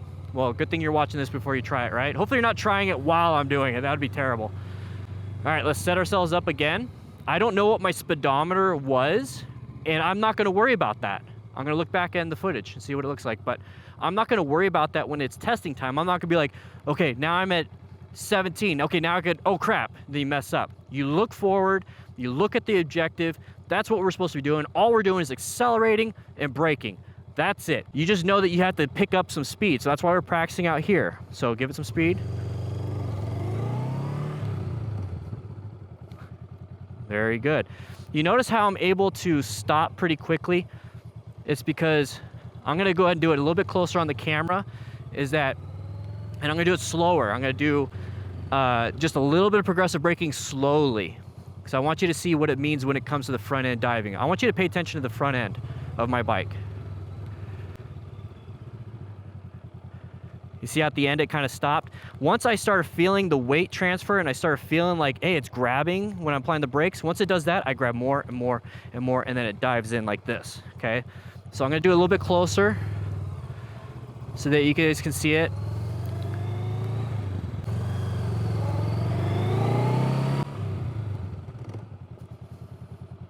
There it is. I just applied the brakes when it was doing that. I might do a little slow-mo here and there so I can really emphasize it, but you see the front suspension diving down.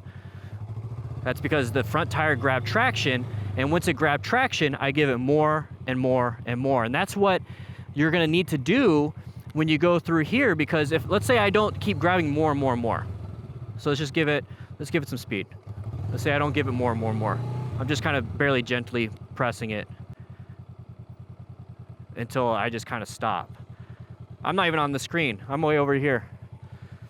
And that's where people get in trouble, is because they feel like they just apply, hey, I'm gonna apply 50% brake until I come to a stop. Yeah, you'll come to a stop, but your total stopping distance is absolutely ridiculous. Like if you need to stop before an intersection, this is what this is teaching. This is what it's like really emphasizing. It's like, hey, can you stop? Like once you pass something, it's because if you're coming up to an intersection, it's a red light, and you try to stop, and you're just like, I'm just gonna do 50% until I stop. You're gonna stop inside the intersection. The goal here is emergency braking and stopping. It's very important. So if you suck at this, practice. I'm still on the screen. So I stopped within 20 feet, easily. Okay, so keep practicing that until you get good. All right, everybody, so we're gonna just jump right into the second one. We already have the tight turn from the stop cones. We're not using more than 10 cones at all, so I'm gonna take some of these cones. I'm gonna do that. And these two cones are gonna be the thing that we swerve left or we swerve right. And so it's perfect here because of the camera. So I gotta swerve around the camera. So what the design is, it's 45 feet from where you stop to the moment you swerve, and then 13 feet between this obstacle. So how many cones we got? We got 5, 7. Let's block this one off. Okay, we can't go through here. And 13 feet from there. So if 8 steps is 20 feet, 4 steps is 10 feet. Let's give myself an extra step. So let's say 5.5 feet. So 5.5 feet to where we have to start the swerve from this obstacle. So here we go. So 1, 2, 3, 4, 5. A little bit of a half foot.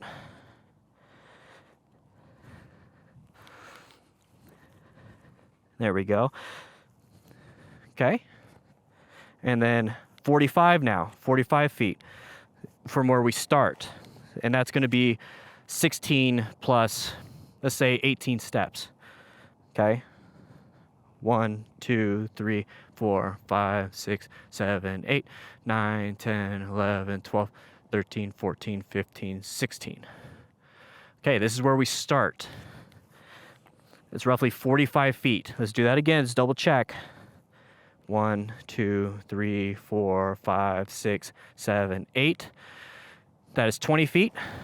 1, 2, 3, 4, 5, 6, 7, 8. That's 40 feet.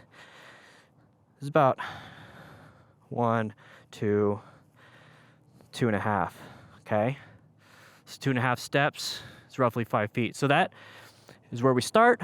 As soon as we cross through here, we have to swerve left. So this is what it looks like. We're hauling booty, right? We're starting over there, accelerating to 12 to 18 miles per hour. The person's gonna go like left or go right or whatever it is. So we're riding and we have to go left, swerve, left, around this section here. Swerve right, around, okay? And if you really want to, because you have 10 cones, make it a little bit more realistic for you. Right now we have 4, 6, 8 cones. Well, let's give ourselves, we have to swerve in this little open area. We have to swerve in this open area. That's 10 cones. All right, let's get going. Setting up. We're pretending we don't have any parking space lines to work with, but it's 45 feet from here to those cones. We have to swerve left or swerve right. So we're gonna practice both. We're gonna do 3 of each. So we're gonna swerve left, right, left, right, left, right. Okay, actually let's do 2 lefts, 2 rights, 1 left, 1 right. There we go, how about that? All right, so once again, 15 or 12 to 18 miles an hour. So 15 miles an hour first gear, no braking. We're gonna apply the brakes after we do our swerve so we can come to a stop in a controlled manner. But we're gonna swerve left. Remember the counter steering that I was showing you guys in the neighborhood? That's what we're doing. So ready? 3, 2, 1. That's it.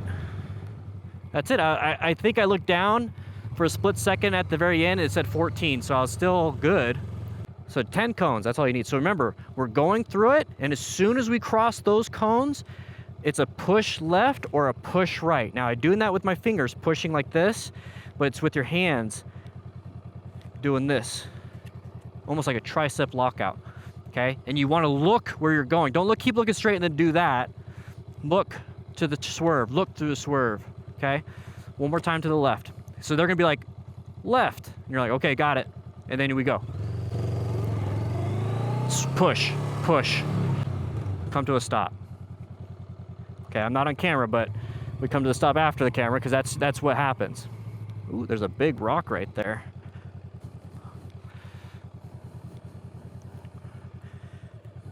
I don't want to swerve into that.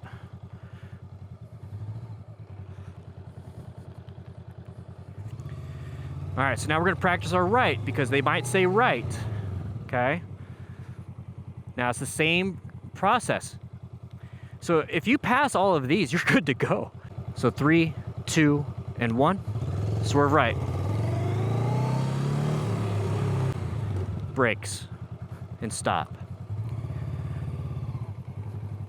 So if you notice, and this is one thing I noticed as a motorcycle coach and MSF rider coach, is that people, we're gonna get back to that. People would fail the braking, okay? They would fail the braking because they would take too long, but then after the swerve, when they would do the swerve, they would brake really quick. Now why? It's because they're not thinking about it. So you might be messing up some of these exercises because you're thinking about it. So once you swerve, what I noticed is a lot of people were able to swerve and then brake like way up here. Now remember, this is only like 20 feet. And people are going like 40, not 40, but like 30 feet on the braking. It's like you stopped after a swerve really well. So that gives you a good idea of like, hey, stop thinking about it. It's very simple. I give it gas. They already told me to swerve left. I swerve left. And then after I swerve, I brake. Okay, that's it. Acceleration, swerve, brake. Very simple. All right, we're gonna go right again. And you have to brake afterwards because they don't want you to just keep riding around. They want to see that you can control the stop after the swerve. So, and they'll tell you that. They'll tell you everything here. So once again, swerve right. I know what I need to do. I need to accelerate in first gear, swerve right, apply the brakes after I straighten up. Okay? So swerve right, swerve left, brakes. That's it.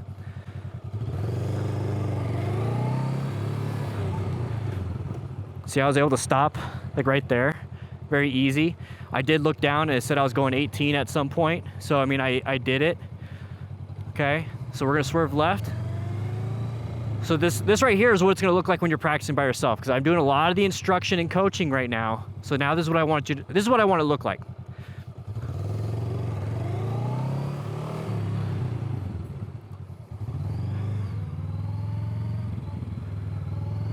And then if you're with somebody else, they go. It's their turn to go. And you're setting up. Okay, now I gotta swerve right. All right, cool. I'm just gonna do this 6 times total.